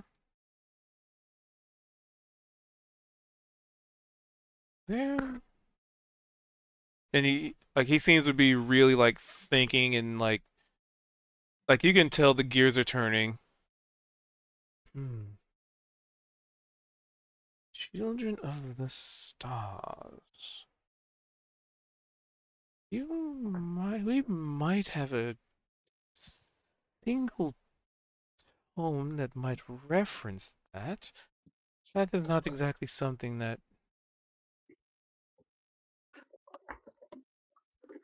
If you were to look for, perhaps floor 3, aisle 20, somewhere in the back. And I don't think it's something that is specifically a book to itself, more of a. Yes, you might start there. And what is the book specifically that you're thinking of? Hmm.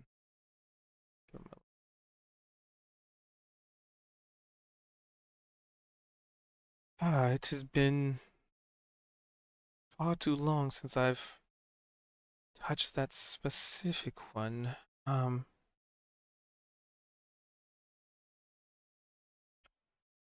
and they look like they're really struggling to place it. It would Well, be in context with things in that aisle, but I apologize. This would be something that you could probably get a much easier time acquisitioning in the Grand Library. I figured my friends are here. I might as well kill some time. I have other topics. Do you have anything about something called the Eternal Feast? Hmm. That one does not sound familiar.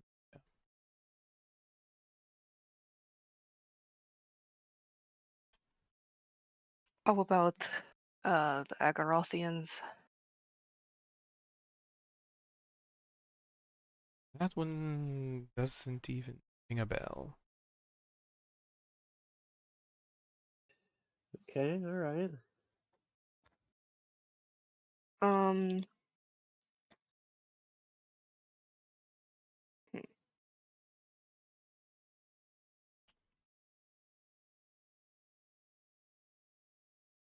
Now this is a little bit of a. Do you know if you would have any records under a name Maro Atreus? Anything about birth, death, life, family, things like that? No, that doesn't sound like anything we have available.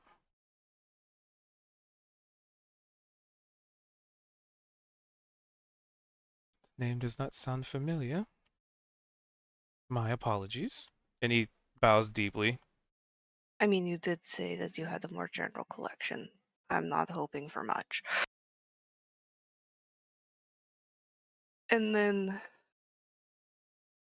what about any information regarding the Drow Pantheon? Ah, Now that would be something we would have books on. Drow Pantheon. Drow. That would be the first floor. Then Pantheon, the religion of Drow. So that would be row 12. All right, thank you. Of course. And with that, the first thing Vildren's gonna go look for is the book that may potentially mention Children of the Stars. Alright. I run off. I was wondering if y'all thought we might should maybe just go to this grand library because none of us have been given a whole lot of hope here to get much information. What if we just went on to this grand library? Well, I want to read about the House Rendari and their travels on the astral sea. Then we know what to expect when we try to get there. Oh, I thought he said they'd have more on the House Randari at the Grand Library. Well, madam, if you are aiming to go to the Grand Library, that requires a little more than simply walking into the door. I apologize. They are a little more guarded with their knowledge. The individuals that traverse the Grand Library, there are different. How would I put it? There are certain levels of trust needed to get to certain bits of knowledge. Uh-uh. Well, how does one go about, acquiring that relationship? Well, my dear. And he kind of leans on the countertop and kind of puts his hands on his chin, lizard chin, um, and just goes, well, I wish I knew the answer to that, because otherwise I would love to be searching through their archives right now. Oh, You wow! had Even you. So you had a hard time getting in there yourself. Wow, I am but that a mere must be librarian. difficult. Vildren will lean in to Sari.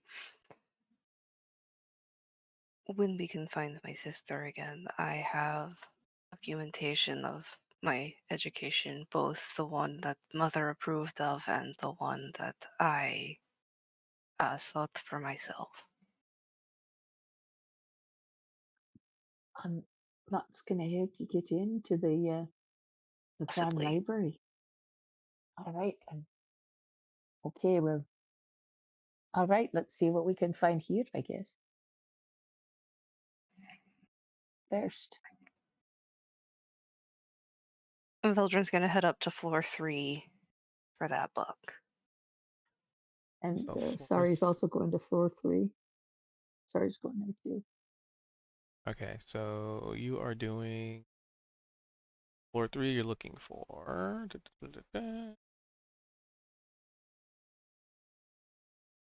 Sari's looking for aisle 2 midway down. Rendari, right? And no, Rendari, that's for Kozik. He was on the Floor second floor. 2, aisle 18. Floor 3, aisle 2, midsection. Okay, Astral Yeah. got it.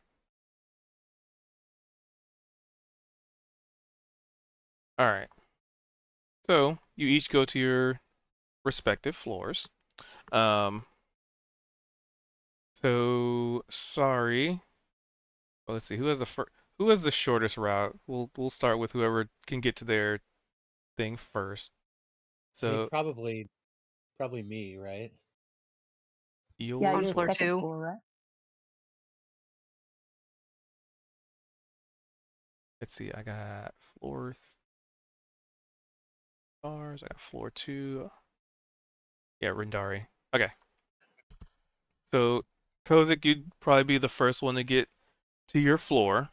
Um, there are several books. Like once, so from your angle on the floor, you were able to see like the three floors. So the one you're on and then the two others. Um, but once you actually get to the floor, you realize how far back these go.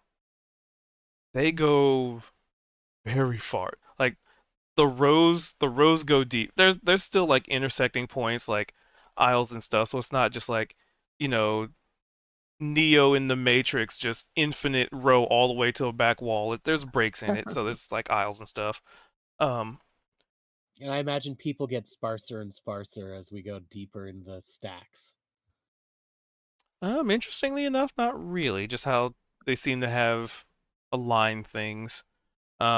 There's people all about. Granted, it is a library, so there wasn't really a lot of people to begin with at this time of day. Um, but you can give me an investigation.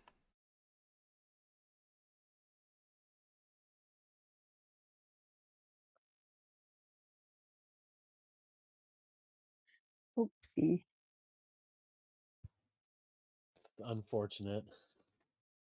So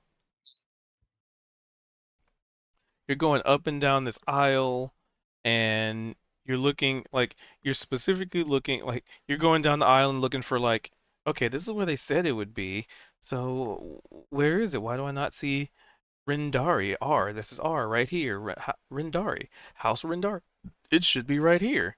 It what? Like, like how easy you can get confused in a library if you don't sort of have the indexing in mind. Um, so that might Right. take you a little bit. All right. So you're sort of like So in a situation where you're going back and forth and like it should be here or it should be in this reference area, but you're just having a hard time figuring this out considering how many books there are. Just the organization seems off. Um, at least to you in the moment. Um, so who was looking for what? You were looking for Astral C, so floor 3. Yeah, three, aisle two, Yep, midway midsection. down the aisle. So give me an investigation. Okay. It's not a difficult check, but it has to be better than a 1.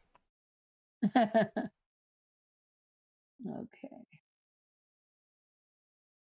Okay, so it takes you a minute.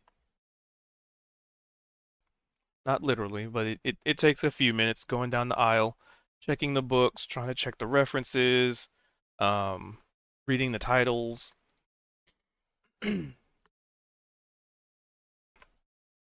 And eventually, you find the section on, like, you realize you might have walked past it maybe once. And it's like you were looking for A for Astral C, but what you needed to look for was S for C, comma Astral. Ah, And you see that okay. there's a few volumes, there's a few books here, maybe like 3 or 4. Um, it looks like there might have been a couple more, but they've probably been checked out or moved because you can see like the empty space there where the books, the next book is sort of leaning a little bit. Um,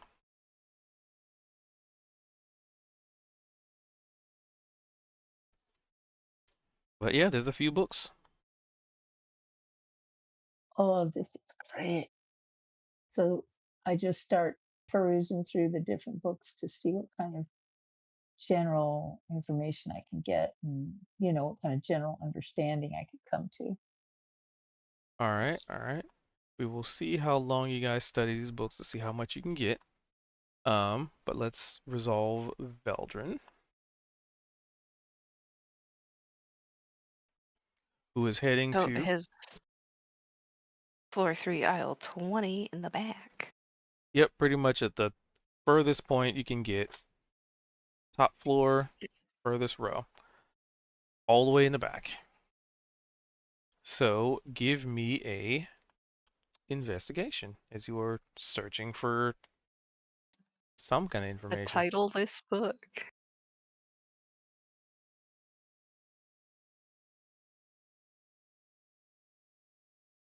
So beat or beat. So with a 15, it took you a bit, like, because they did mention that the book you're looking for is not necessarily the thing specifically you were looking for. It's something that was referenced inside of another book. So Mm-hmm. you've you sort of have gone through the shelf and you're just sort of thinking, hmm, what could what of these titles kind of makes sense for something like this to be referenced within? Um, and it takes you a little bit. There's a little bit of work involved. Um, where Sari was looking for something relatively easy, you're looking for something that is referenced in another tome all the way in the back that even the librarian was like, I think we got that. For somebody who seems pretty knowledgeable where everything is. And you do find, you get the feeling you might have found the book you're looking for. You're probably going through like the table of contents and just like going through a book after a book after a book after a book after a book after a book after a book. But it's probably nothing you're unaccustomed to. And yeah, there does seem to be a chapter in one of the books about star children Mm-hmm. or sky children, depending on how far, depending on how you read into some of it.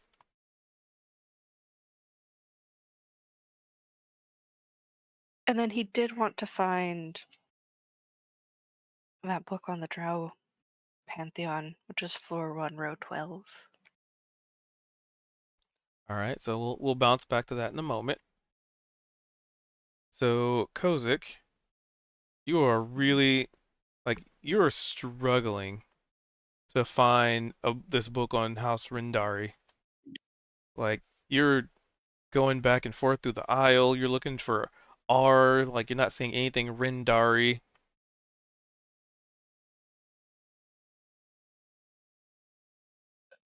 Is there anybody around I could ask? And I'm kind of desperate here. I finally made it to the library, and now I can't find the stupid book. The ultimate insult to injury. Good thing it wasn't in that one though.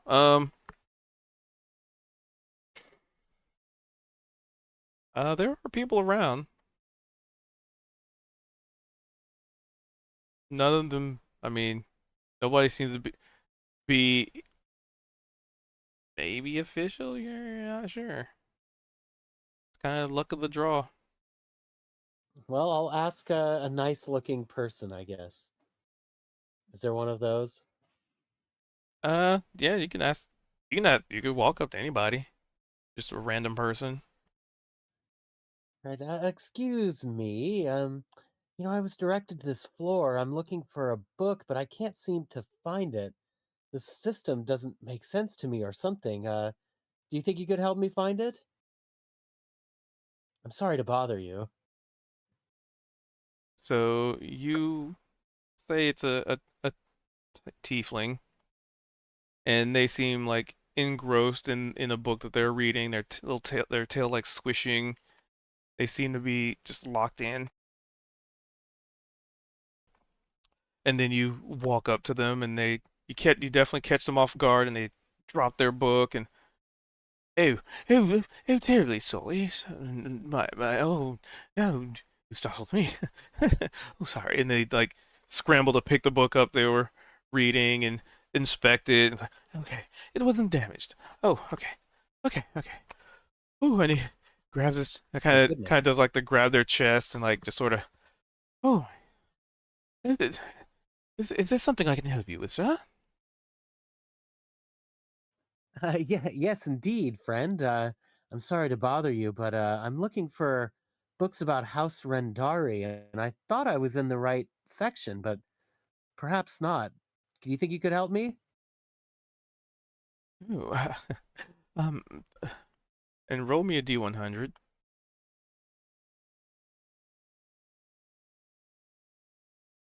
Oh. Natural 20. Well, on a D100. Nice.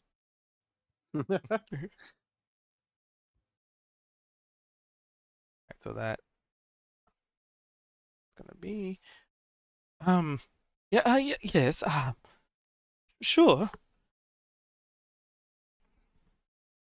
You said House Rindari? That's right. Yes. Well, let's let's take a look then, shall we? Come along. Pip pip. Cheerio. Oh, wonderful. Yes, I'll follow your lead, sir. And they pretty much lead you back to the section you were in, and they're like running their fingers like along the books and on their chin and um well there's a local bookworm, and as they're speaking they're also like they're looking at the books just rapid eye, just their head is moving a lot, like they're going across titles super fast. Well, as a resident bookkeeper, yes, sometimes these things can be a little confusing, but of course can be easily resolved by there it is. And then they just grab a book and offer it to you. Well, It was I will take it. so while you were looking for like R for Rindari, they were looking for H for house or houses.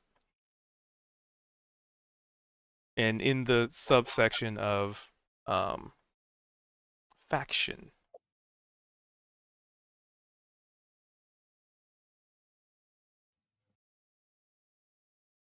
Okay, great.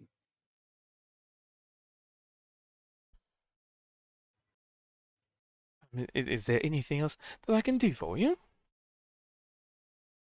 I don't. I'll just check this. I'll see what this book is about, and I appreciate your help. Okay, very well. And he just quickly gives a thumbs up and like skitters away, like reading their book. Pip pip, much reading to do. He was a nice sort, I guess. Here we go. Let's see. Yeah, what kind of book do I have here in my hands? Hmm.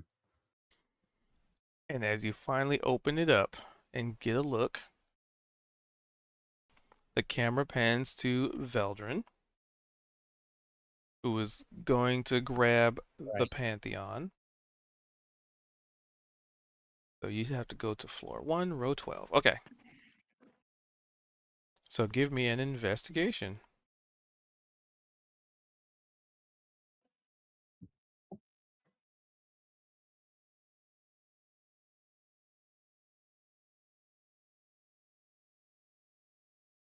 This one's it's not as difficult to find as you know, the other book you were looking for.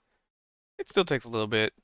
Because you probably look for species, but you're looking for pantheon, so you sort of go to the religion, the religion. Sorry, coughing. The religion section, and then look under pantheon, and then drow will be there. So you manage to find that one, not too difficult.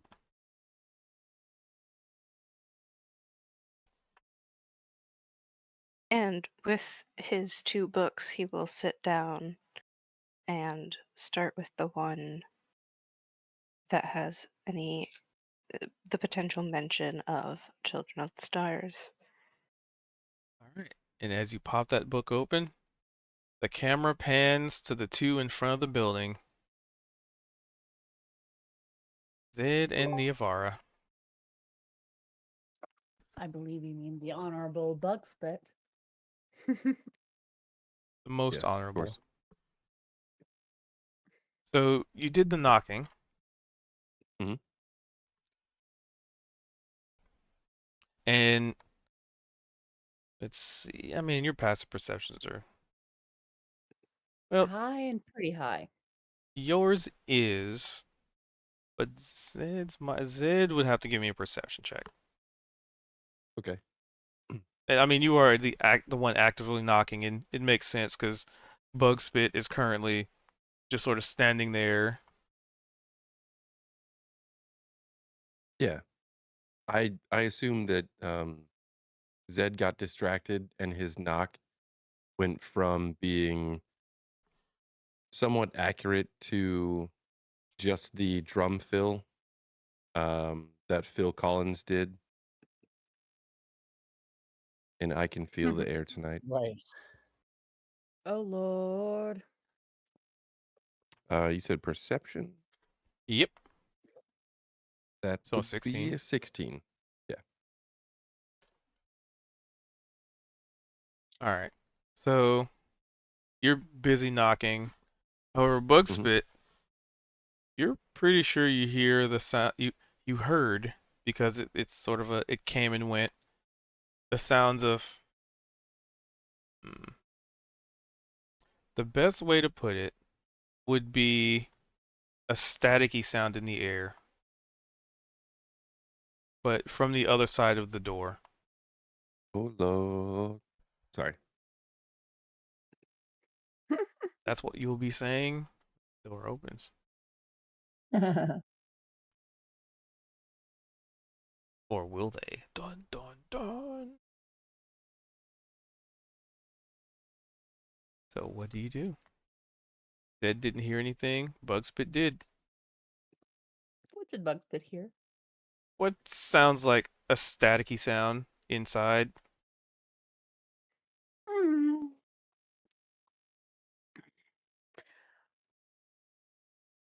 She'll cast quietly as possible a quick little tongues spell All right, so give on me a stealth herself. check because you're trying to cast this, being stealthy about it in public.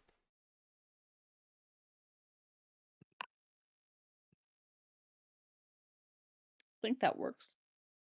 Yep, modded 20. Whether or not that is Not the bad. goal you need, we'll find out. Well, considering that they've been going back, forth, doing little hand signals, Zed's I think a quiet little Zed's tongues also casting. still banging on the door, I guess. Yeah. Either way, she'll say to him in Goblin, you know, I think we might want to be able to talk with words. Something in there. I don't like it. Wait, now you know Goblin? It's she used a It's a spell. spell. Oh, I see. Okay, okay. She doesn't know it. She Oh. can just understand it and speak it. Oh, that's Okay. awesome. Okay. I think this will be the best thing for us.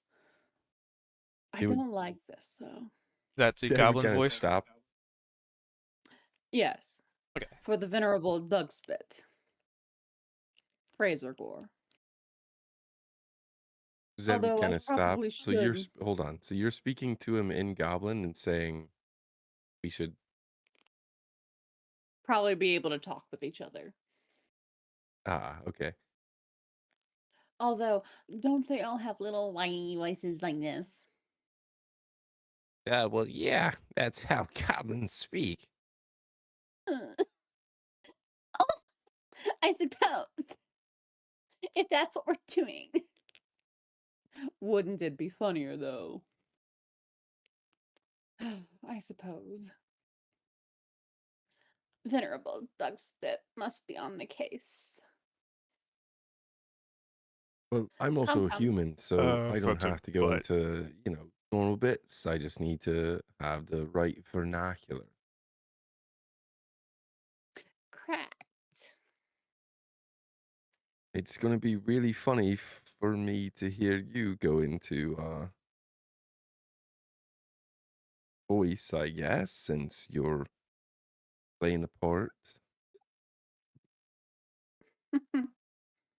I'll let you lead the way. By the way, don't know how to describe it, boss.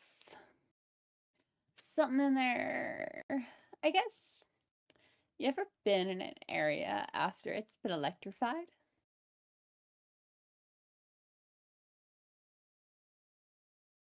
No? Oh, I what? suppose then that will make this a fun surprise for the both of us. Come, come. And she starts walking. When your DM is a button makes you do a full goblin. Anyway, I was using the Inanna voice. Either way.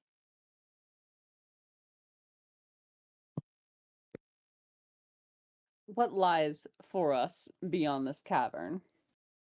Or I guess the entrance. I mean the door's still shut. Oh. All right, Well, so then we far you open just knocked. Bugspit opens it. The door is locked. Tedious.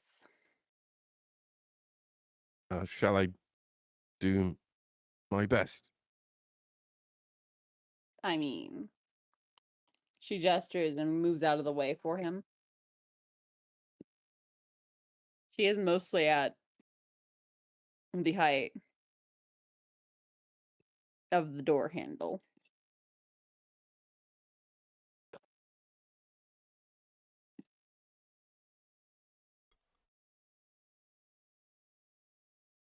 And is there a lock to be potentially picked?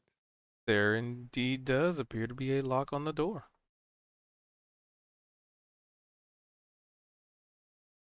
Can I investigate it first? Sure.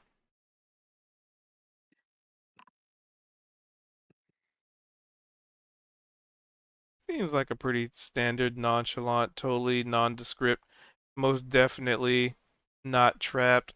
For sure, actually, it's totally trapped and it's totally descript and it's totally a lot more complex than it looks.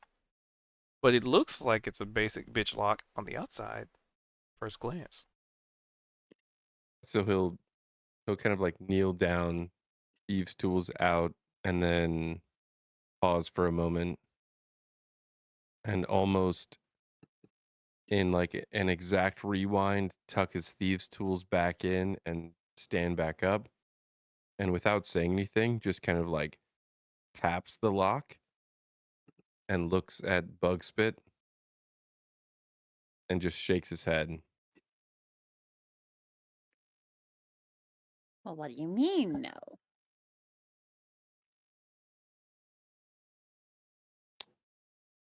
Um,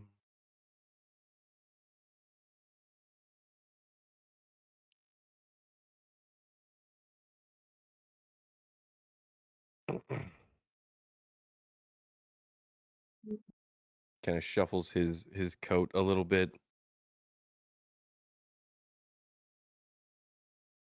looks at Bugspit, and then looks back at the lock. I guess we need to get in. So he'll kind of Huh?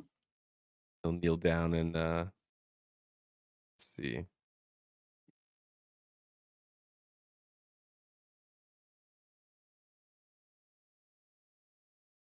Oh, this is It's gonna totally thieves' be tools funny. to what is it to undo a trap? Thieves' tools, right? Yeah, Oh, thieves' tools. Yeah, pretty much. in Or Tinker's connection tools, I think, to can also do it.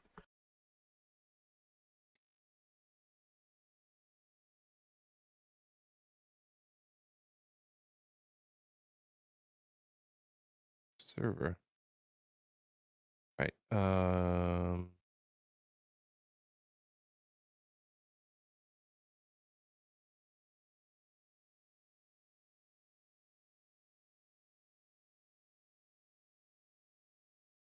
Why did need to relog back in. Oh, nope, there it is. Oh, something happened. Could have just been lagging. By the way, we're also in process of getting the new server working, hammering out bugs. These Going to a bug gray spit. screen, but loaded back in. That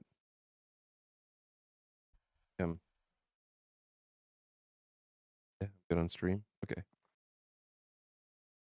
Uh oh, nice. So yeah, a 26 for disarming the trap. So, regardless of how complex, regardless of how difficult or how tricky this trap was, you are able to fairly easily deal with it. However, Bug Spit, feel free to give me a Mhm. perception as Uh-oh. he's doing this.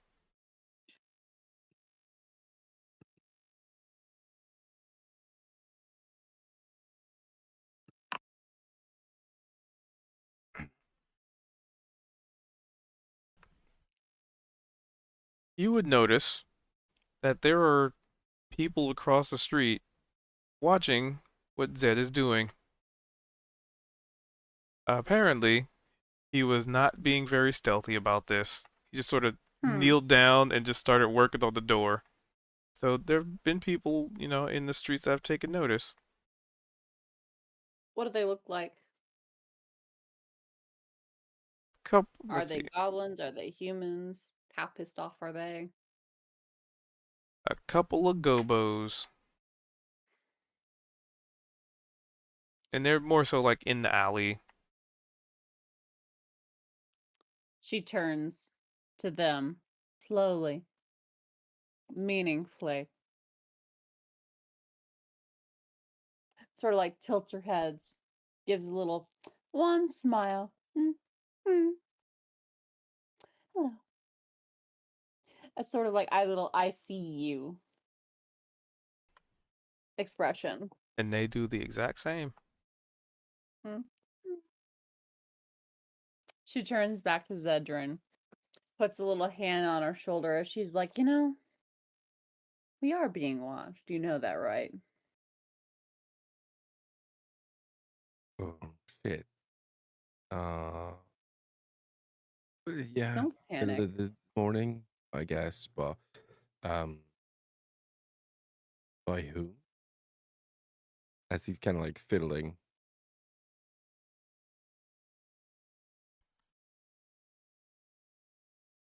We just keep working. Uh, Just he being.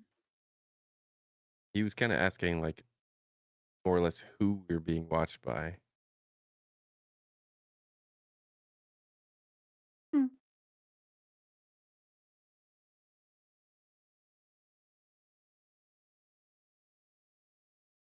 Handful of goblins. And then she'll say quietly,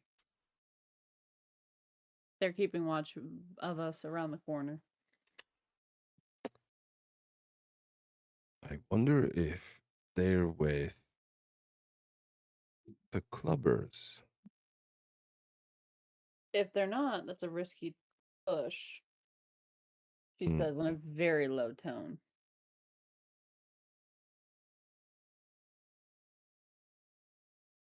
You think I should continue opening this door, or Yes, should I? you've already committed. Okay.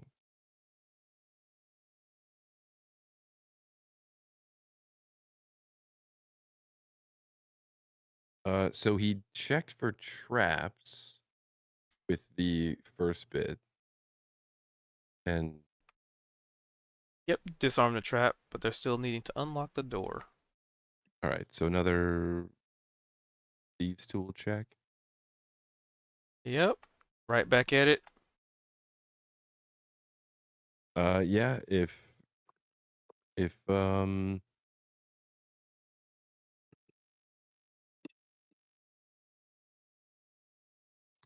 That's what was suggested. Let's see. While he's doing that, Bug Spit, roll me a D100. Low ball.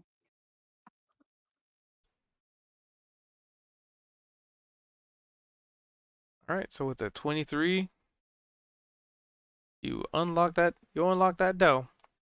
Can I bet that door? Can I unlock that door? So as he unlocks the door, he stands up, and knowing that we're being watched, he turns around and folds his arms and just leans up against it. Like his back is up against the door. And he's just kind of, it's a very nonchalant posture of, you know, we're standing here, kind of a bit smug, but he didn't just go open the door. And he's got his back up against it, and he hasn't said anything after unlocking the door. He just did this in front of Bugspit. Hmm. So, still kind of waiting to see what we need to do. And then he pulls out the this copper coin again that the um the icon on it had switched to a ring. And he's now looking at it to see if it's changed at all. And he'll flip it and catch it and see if he gets a pulse or any sort of feeling from it like he did before.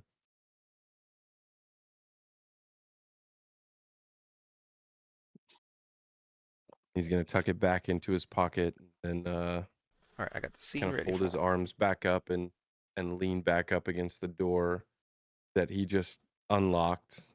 And he's going to look at Bugspit. Not really look at Bugspit, but like talk to Bugspit and be kind of like looking out down the alley and like down the streets and things to potentially anyone that's around. Well, not really sure what we're supposed to be doing now.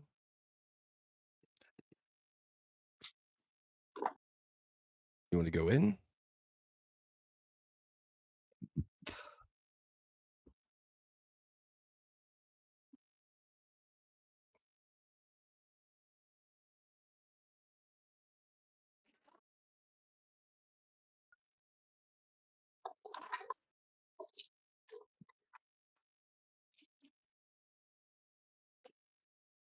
Yes, let's go inside. And Bugspit will march rather imperiously inside, doing a little metaphorical hair flip back to turn her back on the annoying goblins that are watching them. So yeah, Zed at the mention will kind of like shoulder himself off of the door, and then almost like um again like as a valet or squire or someone that's an attaché, kind of kneels down and you know waits for waits for you to go in, and then follows suit.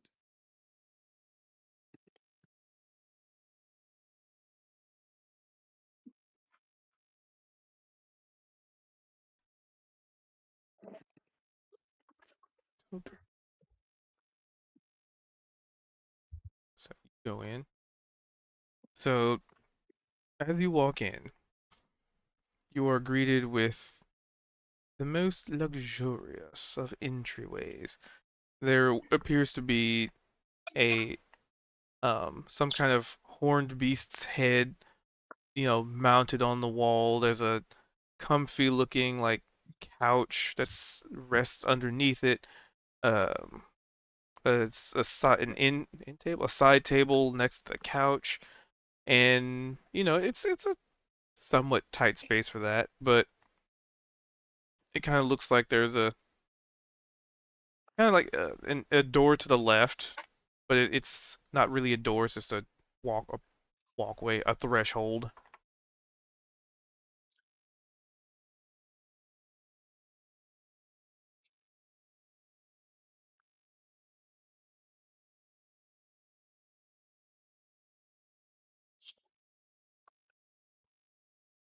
And you know what? There's even like a little carpet in here. We'll add the carpet just to give it a little more homeliness to it.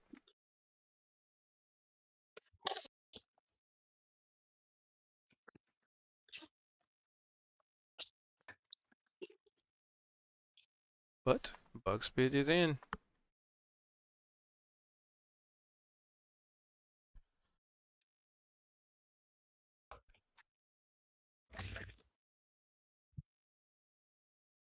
Is Zed going in also? Or waiting outside? No, Zed is just. I think we didn't really discuss this or how we were gonna go in, but I think Zed's following Bugspit as far as Bugspit being the um I don't know if we're playing Bugspit being a noble or how we're doing this, but Oh, Bugspit's I the don't. main attraction. Zed's just kind of entourage. So I think that playing a Bugspit Razor Gore, and she's gonna like say this like loosely. I think best case scenario is that Bugspit's probably just rough and tumble sort. Obviously, with me, we worked together. Goblins don't resist noblemen, from what I've seen so far. yeah, as far OOC, yes, right. If you're gonna play a goblin noble, you gotta play it a certain way. um but yeah, Zed will kind of lean in and in undercommon, given that we're walking into this this den of goblins potentially, kind of say in undercommon, hey, just let me know if you want me to be the bad guy, if you want me to shut up, if you want me to speak, whatever you want to do, but you're the goblin here, right? We're on equal terms, though. I don't necessarily care about their little hierarchy. We can say, dramatically speaking, if you'd like to, that we rescued each other from a drought camp down below. Make up some sort of fascinating story for them.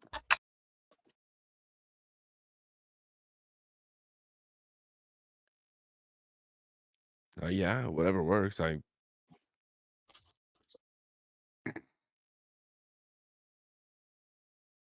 Don't just be got to figure afraid out to got to figure out emphasize why your we're importance. here. I don't know most of this shit. Well, yeah, but you're playing the part better than I can automatically, just being one. But we gotta again. He kind of like motions to his pocket that he's got that coin in. Gotta figure out why we're here. Hmm. She takes out the coin and flips it over in her hand. Does it still have the ring on it? Yes, it does. Hmm. Oh shit. Interesting. As I said, we're here because you brought us here. You've made some sort of deal with goblins. I'll be real, Zedrin. If you don't remember, I couldn't understand what happened the last time, so I need your help there. And secondly, Oh, that's fair. if you wanted to look like a goblin, you know you could just do that, right?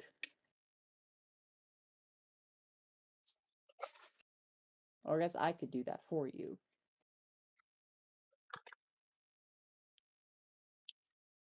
Well, I don't see. I don't feel like I need to look like one because I could, I could speak like him, and I've been there before. But yeah, I don't really know what we're getting ourselves into, especially with you being a goblin. Anyway, let's see. Might as well. Kind of gesturing toward Are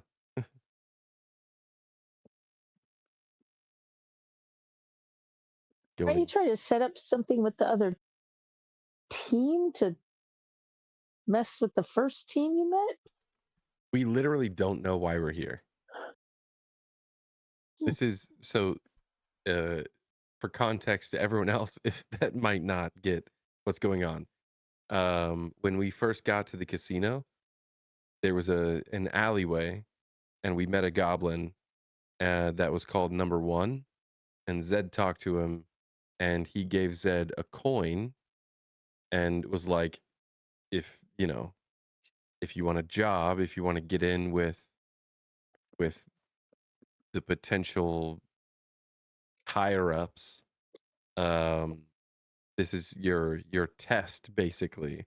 And we had no idea what the coin meant, and then all of a sudden, uh, this morning, Zed had flipped the coin, and he had gotten some sort of direction. So this, what the two of us are doing, has nothing to do with, or we, as far as we know, has nothing to do with the clubbers and the what was it, the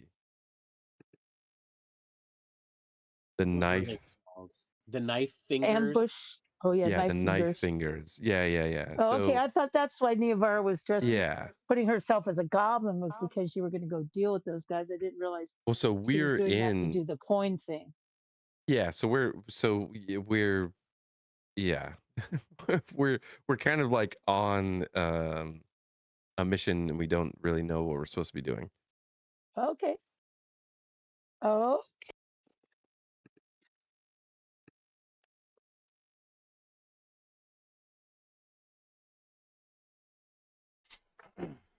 But But you I are in guess this room. after walking in, Zed would kind of gesture to moving forward, and he had kind of whispered in Undercommon as we were having this discussion, um, knowing that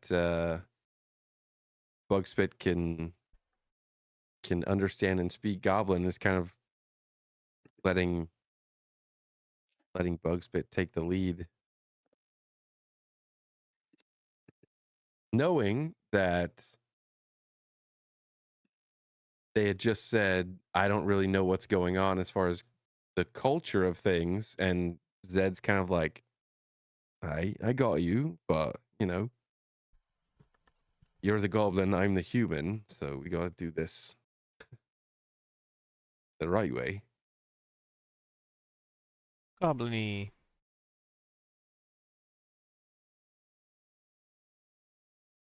And so we wait for our intrepid heroes to make a decision of what they're doing. Well, barring anything else, Neavara will just keep walking forward. It will be okay. She's quite good at walking herself into shitty situations and then fighting her way out. All right. and walking forward is one of her best attributes. Ha! We have a lot of means of being very fine. Come. It will be fine. Nothing to worry about. Now I'm kind of So now I'm move to getting where it you want to because move. coin you got that coin led you. Uh-huh. Now I'm remembering. This might be some sort of elaborate setup. Zedrin. I'm following you. And the more complicated, All the right. better for Zed. We know that he likes She that. goes to the corner and then pokes around the side. All right. So as you poke around the side, I'm gonna draw the stuff in as far as what you see. So you poke around the side, and this seems a little more like a a like not a walkway, just like a big hallway, but it doesn't go very far. It goes up 5, 10, 15, 20, about 20 feet before it kind of peeks around the corner. And there's a little wall here. Yeah, because you only be able to see that angle. But in this room, as you peek around the corner, you see like a suit of armor leaned against, well, not really leaned, but a suit of armor like on a little bit of a raise right there, and it seems to be like holding a sword, um, but it looks like it should be holding a sword, but in its hand is just a hilt, like the blade was broken off or stolen or something. Not suspicious at all. Come, Zedrin. And are we still getting the, or I guess The is hum. Bugspit still getting that sense of electricity or whatever? I don't know if Zed got that. Nope, Zed was busy um, getting the door. Yeah, so is that once we're in here, is that present? Nope. Hmm.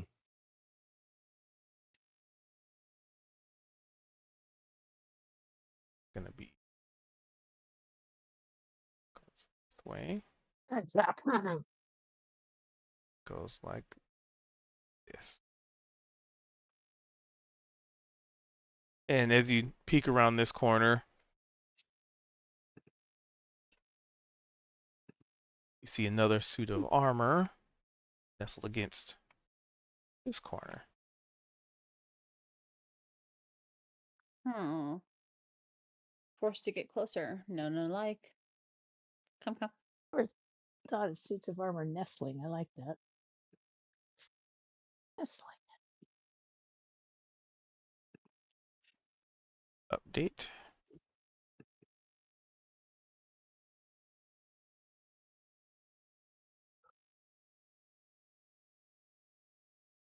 I'll just sort of kind of draw this in. And there's a door here.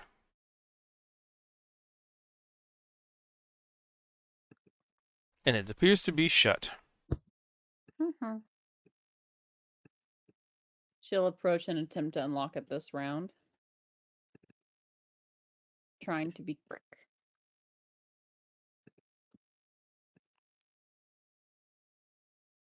Zed will If turn it was unlocked. and kind of watch, knowing that we've just seen these statues. He's kind of watching behind us.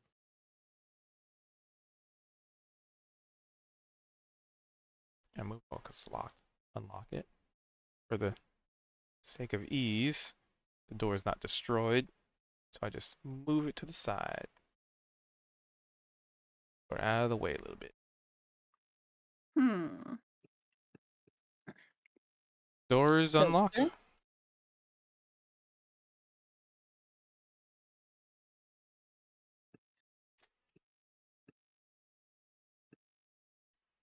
Let's update this. So you come into a room that looks relatively fancy, actually.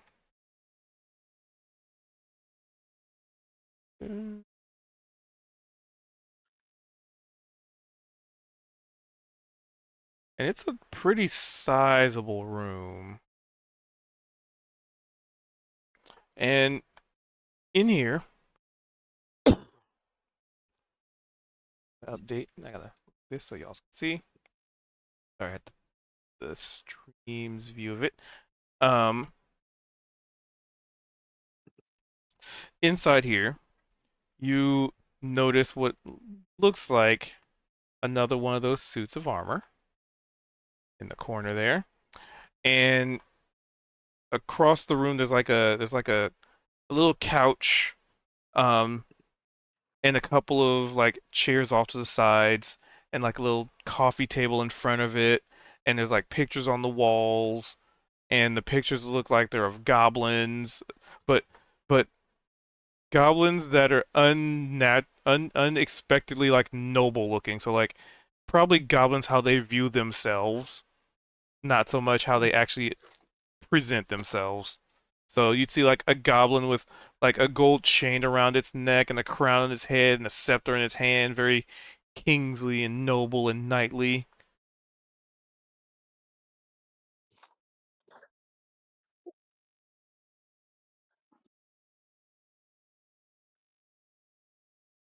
And there's only one of those in here, but it's positioned so that like if you were to sit on the couch, you'd be looking at the directly at the image.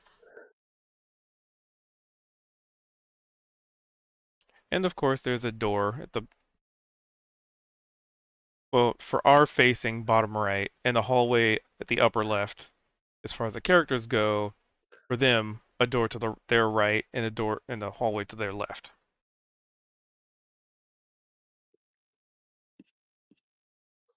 Hmm. Have we not seen anyone yet, huh? Nope. Oh, However, you do hear a buzzing sound. Is it getting louder? Yes.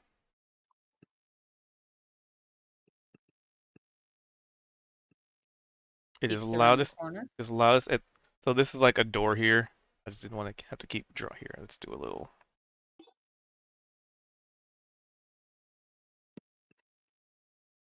There. Is there a door over there as well? Nope, that is a hall. What looks like a hallway from what you can see from here.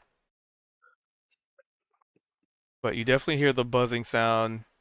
Just it gets louder and then it kind of fades away, Mm. kind of like it's passing Electrified. by the door.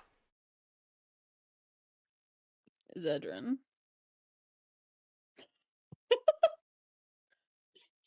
Sorry, I just noticed the pet rat. Gummy's leg.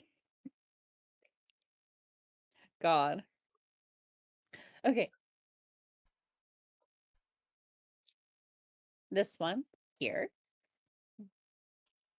Let's go.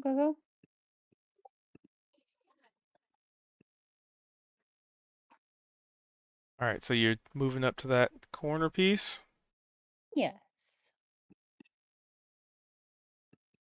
so it's gonna move up to this statue to maybe get a closer look. So give me a perception check. Both of you. Friend.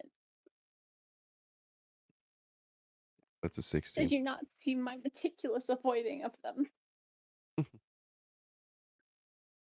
So 16, Ridiculous avoiding of what? the Oh, statues.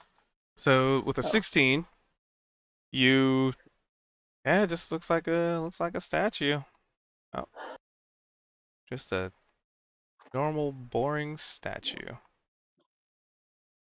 And Niavara with your 24, you so how to do this in this order.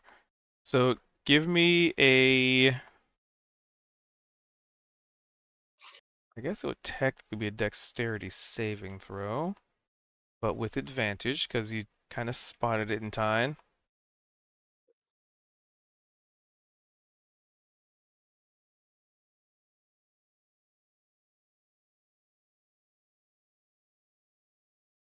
This is for Niavara.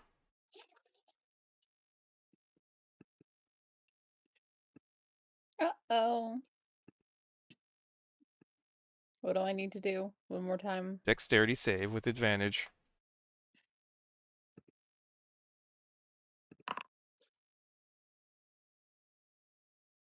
All right. So as you're walking through here, you realize that there is a tripwire that you almost kicked into. And worst yet, there's also some kind of, because you rolled 24, there's also a pressure plate behind it. So even if you were to circumvent the tripwire, you would inevitably step on the pressure plate. which you almost did, but you caught yourself.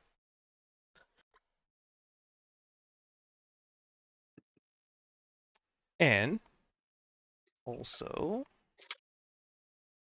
yeah, that's all. Because the buzz. Oh no, wait. And yeah, you would actually, because it's going that way. Okay, so you would also catch the sound of something buzzing, getting closer.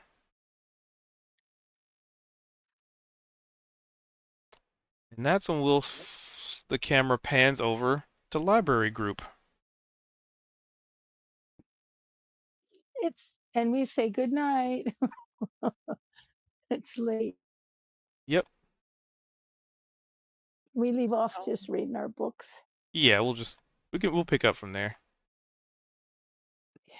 We did start a All little late. right. Well, the Okay. honest truth is, I'm not going to be here next week. I'm not going to be around, so I'll miss you guys next week. But I'll pick back up the week after that. Oakley dokley, neighborino. All right. Bye, everyone. Yeah, More that was Okay. fun. Bit I'll see you all and next time. Beef Shaft. Yeah, good job. Yeah, it's See you guys fun. later. And good luck.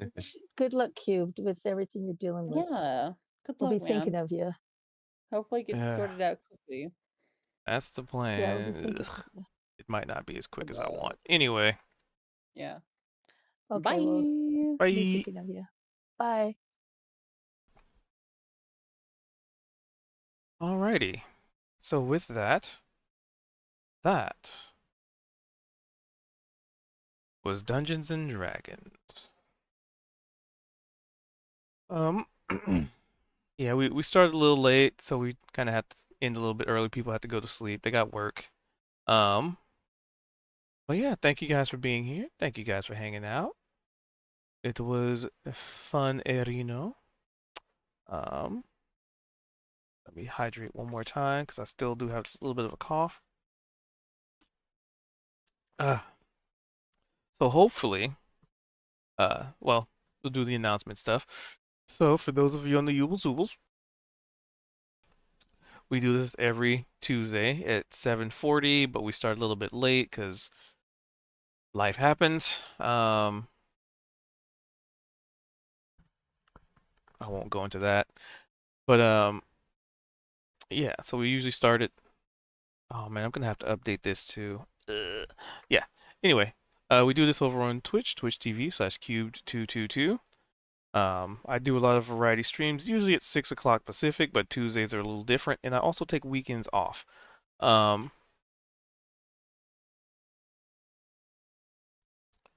um,